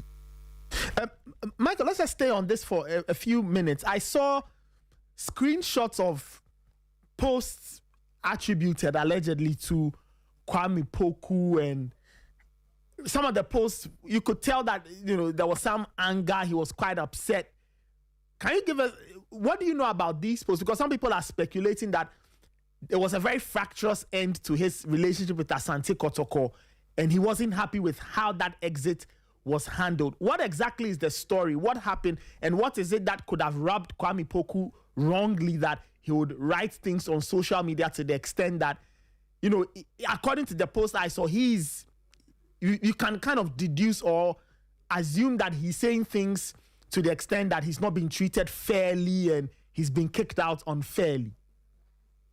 Well, I think it owes to a certain perception he had that some elements within the team, especially the technical team, did not like him and wanted him out of the club. So when the information that he had been released got to him, he was very furious and also disappointed. And so that was in the wake of such a development that he came out to say that he will rain hellfire and brimstone, and he will come out with his own version of account and expose certain people. But behind the scenes, I think he was talked to.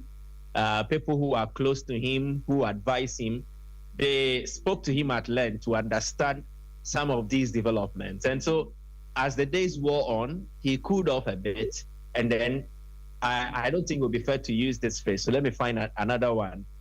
He cooled off a bit, and then he realized that it was more to it than just people who were antagonizing him and making him look like he was the villain in the Asante Kotoko setup. So yesterday he posted something on his WhatsApp status and on his social media where he said he has come to accept the decision fully although he's leaving Asante Kotoko, he feels very disappointed, but he still believes that he's part of the Kotoko family. He wishes them well, and that he would always want an opportunity to return in whatever capacity to contribute his bit to help Asante Kotoko. So I think, yes, his stance has changed. He softened in his initial approach or in his initial intent to come out and then go on a radio campaign trying to expose certain people. I think it's become very common with players who leave Asante Kotoko.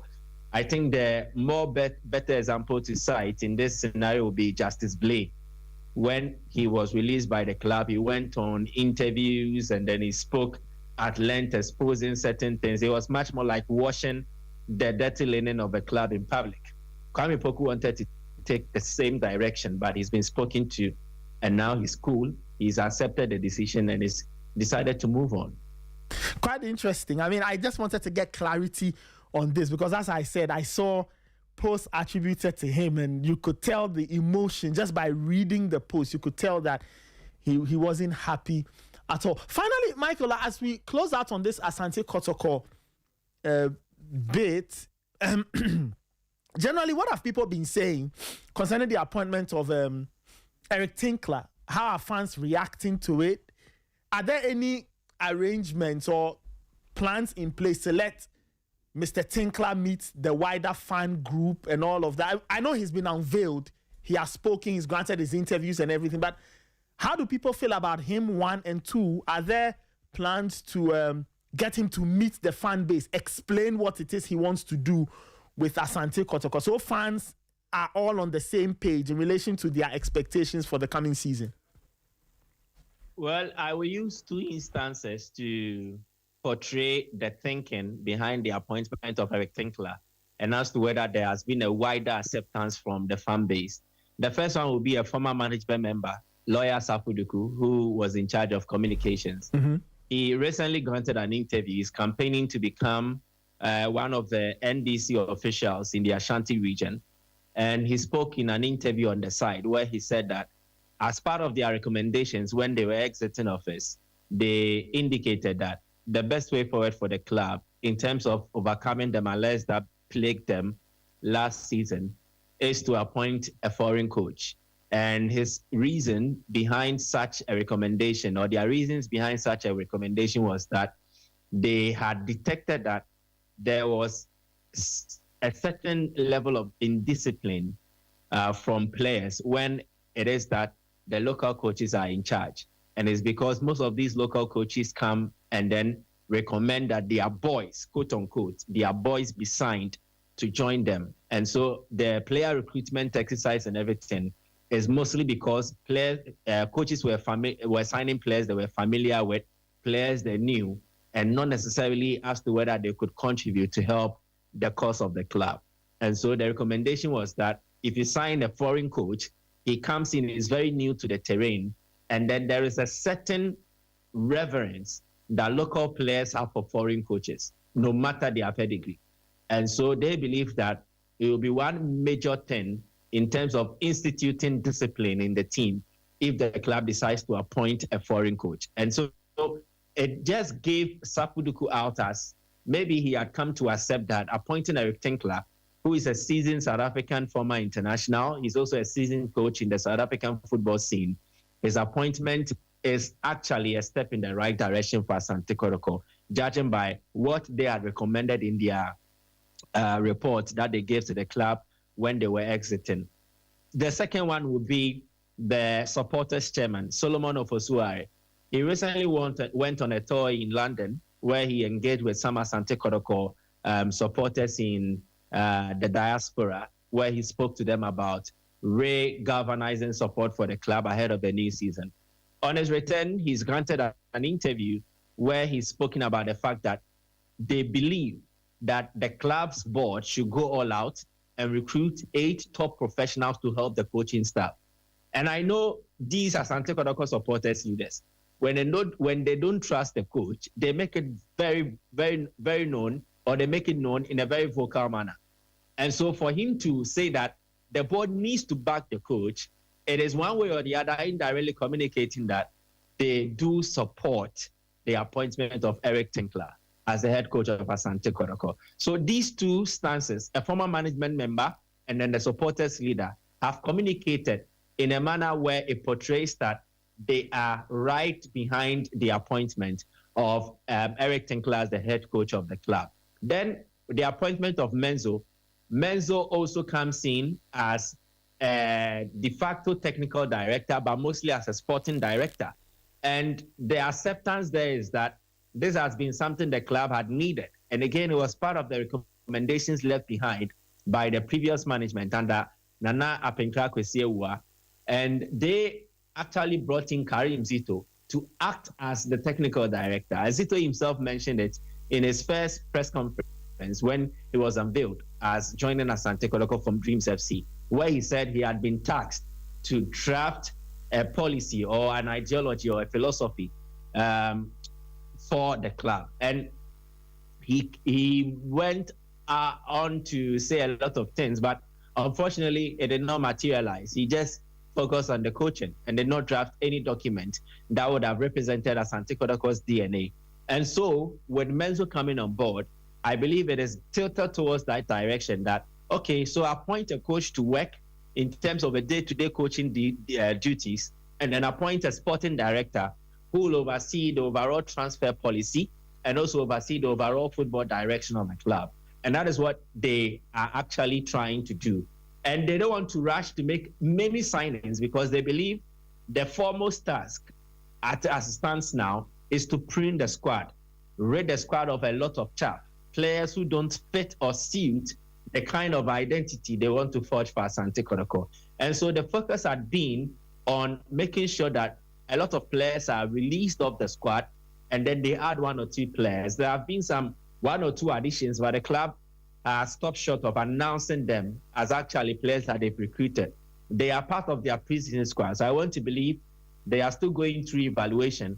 And then when the club is satisfied that these are players they want to actually sign, they will come out with their communication regarding them. There are two Ivorians. I think there is one Guinean, and also there are 4 foreigners in total, and then one Burkinabe who is a midfielder. So when they go through preseason and they're able to convince, then I think Kotoko will make their announcement regarding their signing. There's actually one defender amongst them whose name has actually triggered a lot of thoughts in the I would say his name is Kofi, K-O-F-F-I. Yes. And then his surname is B-I-N-I. Yes. So if you consult the Ivorians who are familiar with that name, they say it's Kofi Bene. But they have Exactly. So that is it. Yeah, I saw that and I was in stitches really just seeing people react to them. I mean, all kinds of funny reactions. But yeah, you're right. We have to get the right pronunciation from our Ivorian friends, right? Just so we don't. You can ask John Boafo. Yes, I'll ask John if he can help us with the proper pronunciation, because the way people are pronouncing that name some way. What I got is Kofi Bene.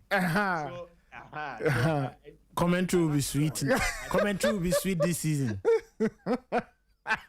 Unless you people use the Kofi, because the rest, if you people start using the Bene, so it won't work. It won't work. People will have their own interpretations. Michael, just imagine on a day when, you know, he has a stinker and it doesn't work. You can imagine. Anyway, that's on a lighter note. Michael Asaibuedu is our colleague in Kumasi. Michael, thank you. We'll be wrapping it up in a bit, but thank you. We'll catch up later. Michael, enjoy the rest of your day. Stay safe and we'll talk soon. Thank you very much. Greetings to everybody. Bye-bye. All right. Time check is 9:47. Now, listeners, remember at the start of the show, I was telling Raymond that, you know, sports is big stuff. But away from the scores and the highlights and who won what and all of that, sometimes you can use sports to push a social cause, right? To push a social cause. And yeah, I have a gentleman in studio flanked by two other big men.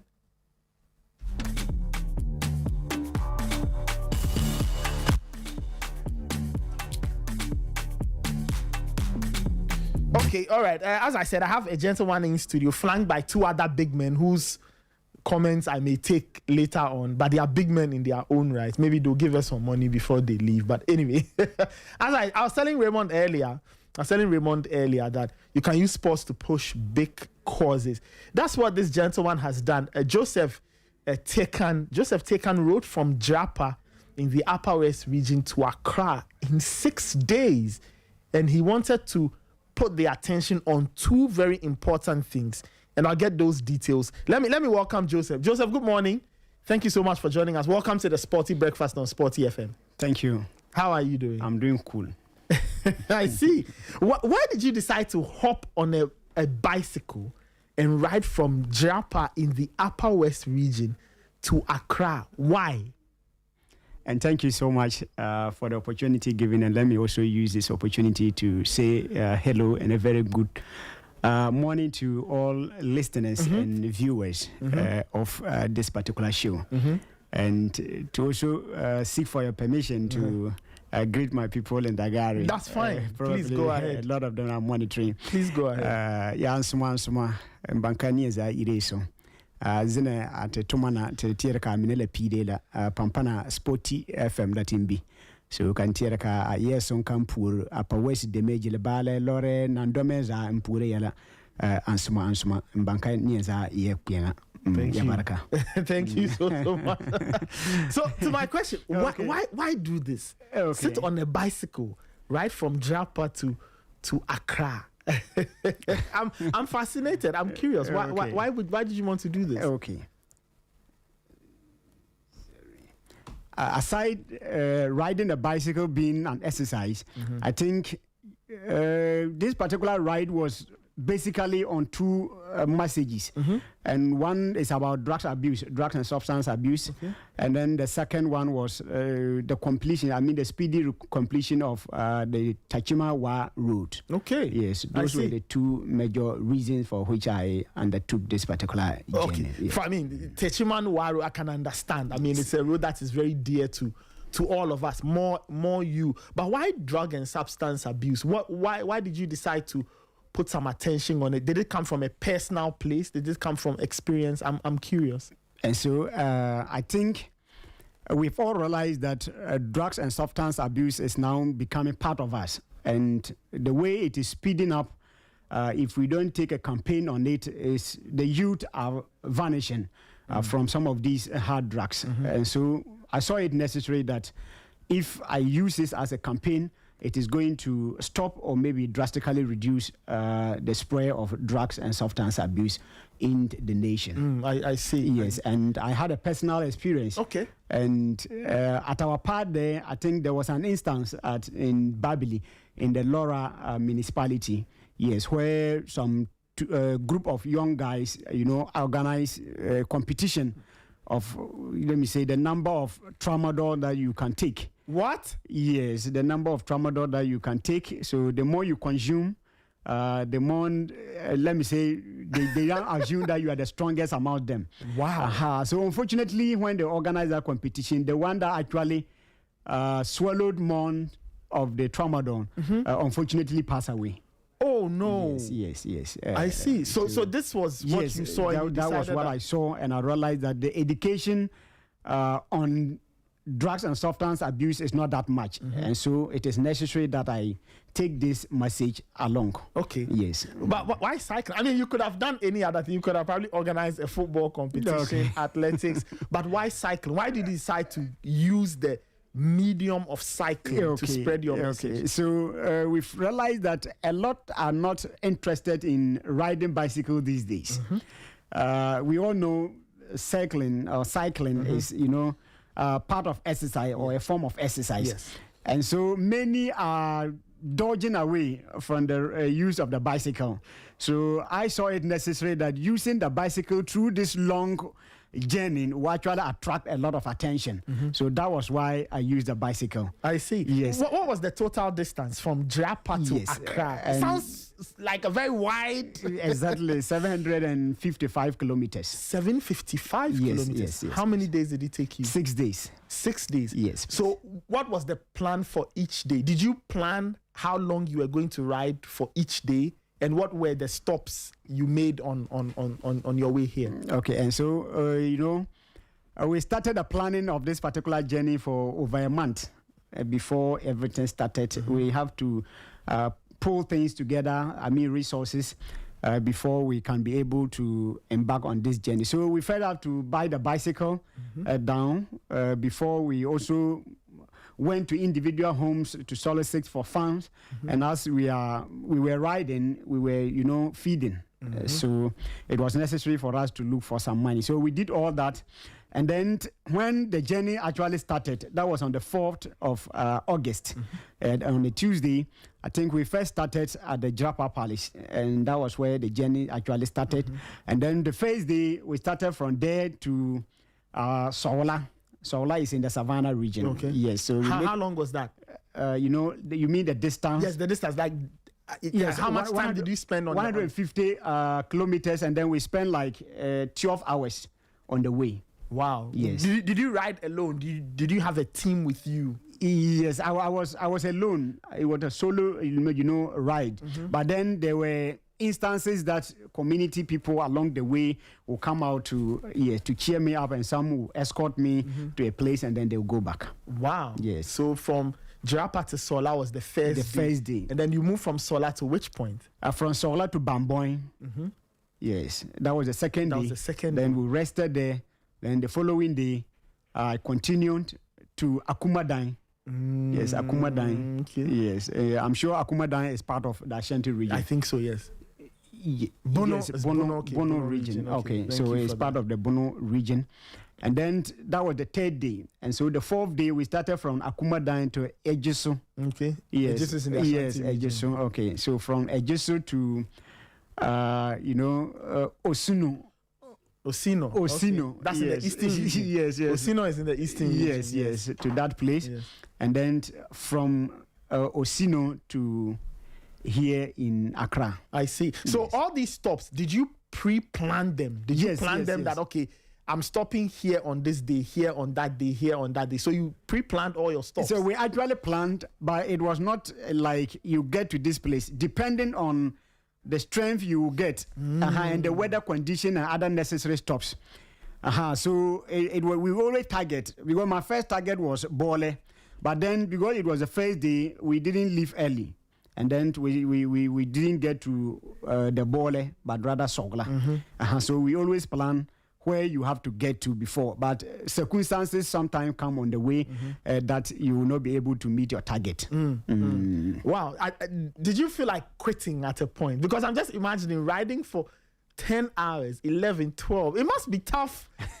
I mean, sitting on the saddle for that long. Did you ever think of, let me just stop and go back home? There was not an instance where I thought of maybe stopping. Okay. Because the message was what was necessary. Okay. And if it will even take me maybe a month before getting to Accra here, and the message is well taken, I think it was necessary. So there was no point that I felt like maybe stopping. I see. So you arrived in Accra, but what was the bigger plan, right? How did you spread the message on the way? I'm curious. Okay, so there are videos and pictures to that effect. I think while on the way, there were instances that I have to stop by. When it comes to the road, there were instances I have some communication with the contractors on the way, and then some youth. I have to put them together so that we talk about drugs and substance abuse. And then when I get to a community that maybe construction is ongoing, I ask them, as at the time construction was not going on, and this time has there been any release? Then whatever that they have to say, then they will say. So there was actually engagement on the way. Oh, wonderful, wonderful, wonderful, wonderful. I you have two other gentlemen in studio. One I know very well. Six is Don Ulo. He's a colleague broadcast journalist. Six is how you know. It's been ages. I'm great. It's been ages. It's been ages. Now I see why you've been hiding. Yeah, if you want to find me this way you find me. Six is you are part of the team. When you gave me the call that you wanted us to do this interview, I found the idea quite interesting. I'm sure you were part of all of this. Just from your perspective, how did all of this come together, and what kind of planning had to go into making this very interesting but complex task, achievable? Well, if you ask the cyclist himself, he will tell you that he started this off as a one-man ambition, gathered a few young men around him who gave him the morale, encouraged him that, yes, you can do it, and we can actually use this to push some agenda, one or two topical issues. When he tells the story himself, you get to know that there were those who sought to discourage him. There were those who encouraged him. There were actually those who helped him couch the message.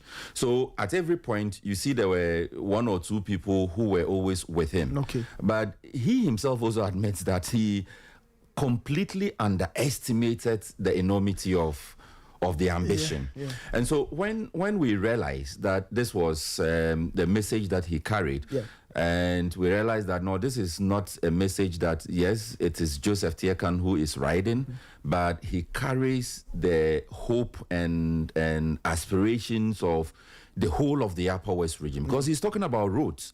And for those who are familiar with the Bole Bamboy stretch particularly, it's a road that we talk about all the time. In fact, starting from Kufuor's era, that road would always feature in the national budget. Yes. And he's also talking about substance abuse. And for those who are familiar with the Upper West region, in fact, this is one of the problems that our elders, chiefs and elders are dealing with. And so when the GHALCA Area Youth Development Association based in Accra realized that this is the agenda that Joseph Tiekan is moving with, we said, no, we just cannot let him do this alone, because he is not doing it for himself. Maybe he's exercising, but the agenda he is on is a regional agenda. In fact, we dare say it's a zonal agenda. Of course. Because the road cuts through Savannah, northern, northeast. Yes. And so we cannot leave him to do this alone. So we started the mobilization. And within very limited time, we said, no, this must happen. And indeed, it happened. All the applause to him. Okay. Wow. It's great. There's another member of the team here, but we'll get to him a little later. Joseph, so you've done this. Yes. You've checked it off the to-do list. What is next? What is the next thing that you want to do? How do you plan on blowing up the message so that it gets to everyone's attention? Just like my father indicated. In fact, this is something I started, and I was thinking it was going to be something just for fun. But then I'm seeing the kind of people are seeing the weight of this particular message that I'm carrying.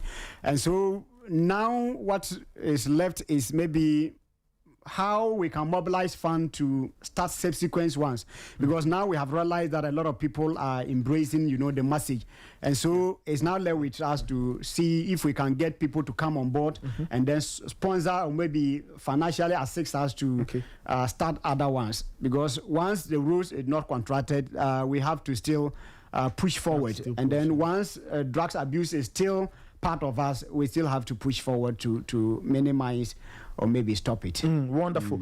Final words. Do you have any special people you want to say thank you to, people who have supported, the groups that have supported, as we wrap up the interview? Okay, thank you very much. A lot actually supported. Had it not been for their support, it would have been very difficult for this particular journey to be successful. And so let me take this opportunity to first say a very big thank you to the JIDA community in Accra here. And JIDA means GHALCA Area Youth Development Association. Okay. Yes, so JIDA and the leadership around it, I said, thank you very, very much to all of them. And so there is also another prophet, should I say prophet, professor? There's also another professor who is also a chief.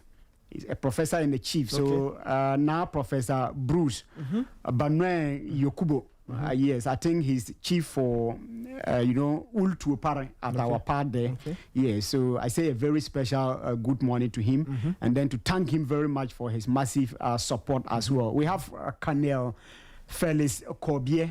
Yes, he's also one of, the persons that actually supported from the beginning of this journey to the end. So a very special good morning to him and thank you. And so to my fathers and brothers here too, Mr. John Bosco and Mr. Sistus, a very special, thanks to them too, because they've been supportive, because of this engagement.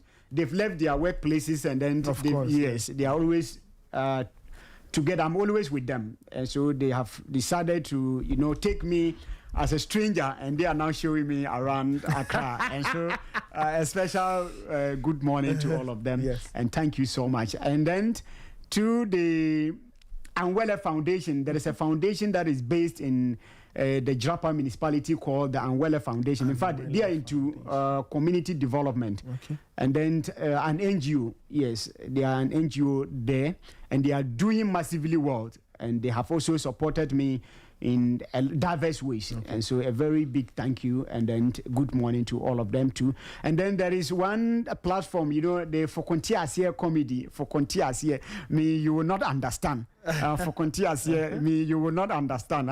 So a special good morning to them too, a special good morning. In fact, the fans and those that are already my followers on Facebook, on TikTok, in fact, a very special good morning and thank you to all of them for always being around and supporting me. And then the list continues. I cannot finish.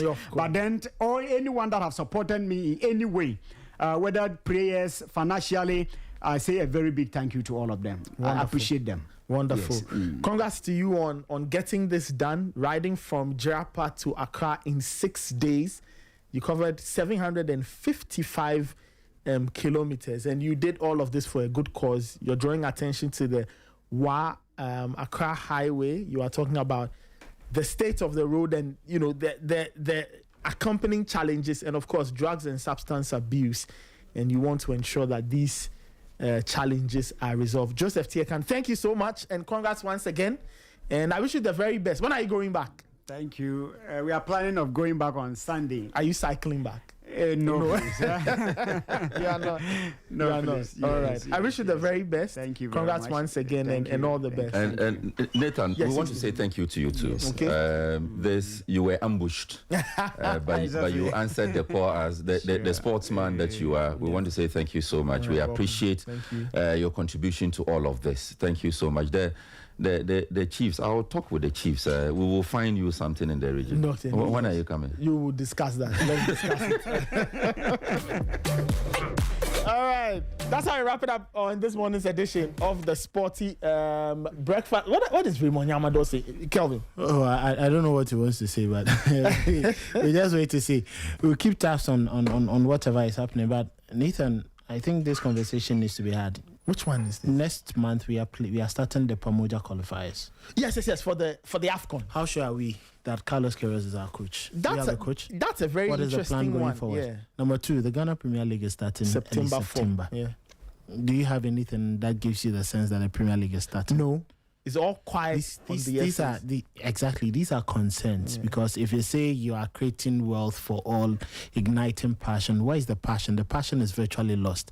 And for the clubs themselves, nobody will come and grant interviews for you. Yes, for that one. Yeah. Nobody will come and tell you this is your plan for the preseason before the season even closed. 2025-2026, we knew Manchester United has this trip here. Liverpool is going here. Arsenal is going to be here. Why is it that till now we don't even know the plans of most of the clubs? Till now, House of Folk are now telling us they've pulled out of the top 4 and all that. And I think, in as much as the FA has a lot of the blame, the clubs too. Yeah. Because you cannot sit there and then I'll be talking about the new players you sign, granting interviews. I like what Mediama, Adriana, have done. Kotoko, they are still in the business of signing. They want to just firm up and then had to. But the clubs, they need to communicate. Exactly. By now, had to have Richard Kenson as their new goalkeepers coach. Why don't you have an interview on him? Yeah, they only put out a post or announcement. That's it. Meanwhile, you have there's lot you can milk from him. Of course, from Richard Kenson, the former Black Stars goalkeeper, trainer. He was the one who revived the career of Benjamin Asare after his long-term injury. There's so much, but they are sitting on it. You go there for interviews and they tell you, we are busy, we are this. And they're not even allowing you to help them project whatever they have. I don't understand them. See, this clubs need to understand it's a big problem. But if they don't make the noise, people will never know exactly what is happening. That is this morning. Look, just a simple conversation on Heart pulling out of the top four. Look at the amount of calls we got. Exactly. It should tell them that people are interested. People are interested. It's not like people dislike Ghana football. People are, if you give them something, they'll take exactly. They'll follow suit. So we'll wait to see, and we hope that our players who are not getting clubs by the close of this week, next week, we'll get a lot more players getting clubs, and then because Saleh, we are going to start if Cote d'Ivoire is young Diomande. Look at what he's doing at Real Madrid. He gets our defense, and then we'll be in doom because obviously the next coach will definitely invite Kasisi Boy, who doesn't have a club, and other players to come and play, and we just hope that can get the best. But Nathan, let me wish a friend a happy birthday, happy birthday to Major Jacqueline J. Pepra over the weekend. Yes, they buried their mother. Quite unfortunate, but yes, happy birthday to you. May the good Lord continue to bless you, grant you endless grace and favor. Yes, we owe you a lot, dear, and we'll turn out for you every now and then. So, yes, just enjoy and have a very good time. But what do you say the Kotoko player's name is? It's Kofi Bene. Kofi Bene. How is it spelled? Bini. It's Kofi Bene. And you say Bene. What is what is what? The name is Bini. You will find. Relax. Let us go and ask the player himself. But on the surface. Kelvin, be careful. Anyway, on the theme of birthdays, though, it says another year older, another year of peace, less noise, more life. Grateful for the past, ready for the future. May your heart remain soft even when the world tries to make it hard. Happy birthday to Solomon Kusi Tete, Deputy PR and Communications at the Ministry of Sports and Recreation. Happy birthday to you. That's how I wrap it up on the Sporty Breakfast. My name is Nathan Kwa. I did this with Kelvin Owusu and Sir Michael Asari Boedu, Raymond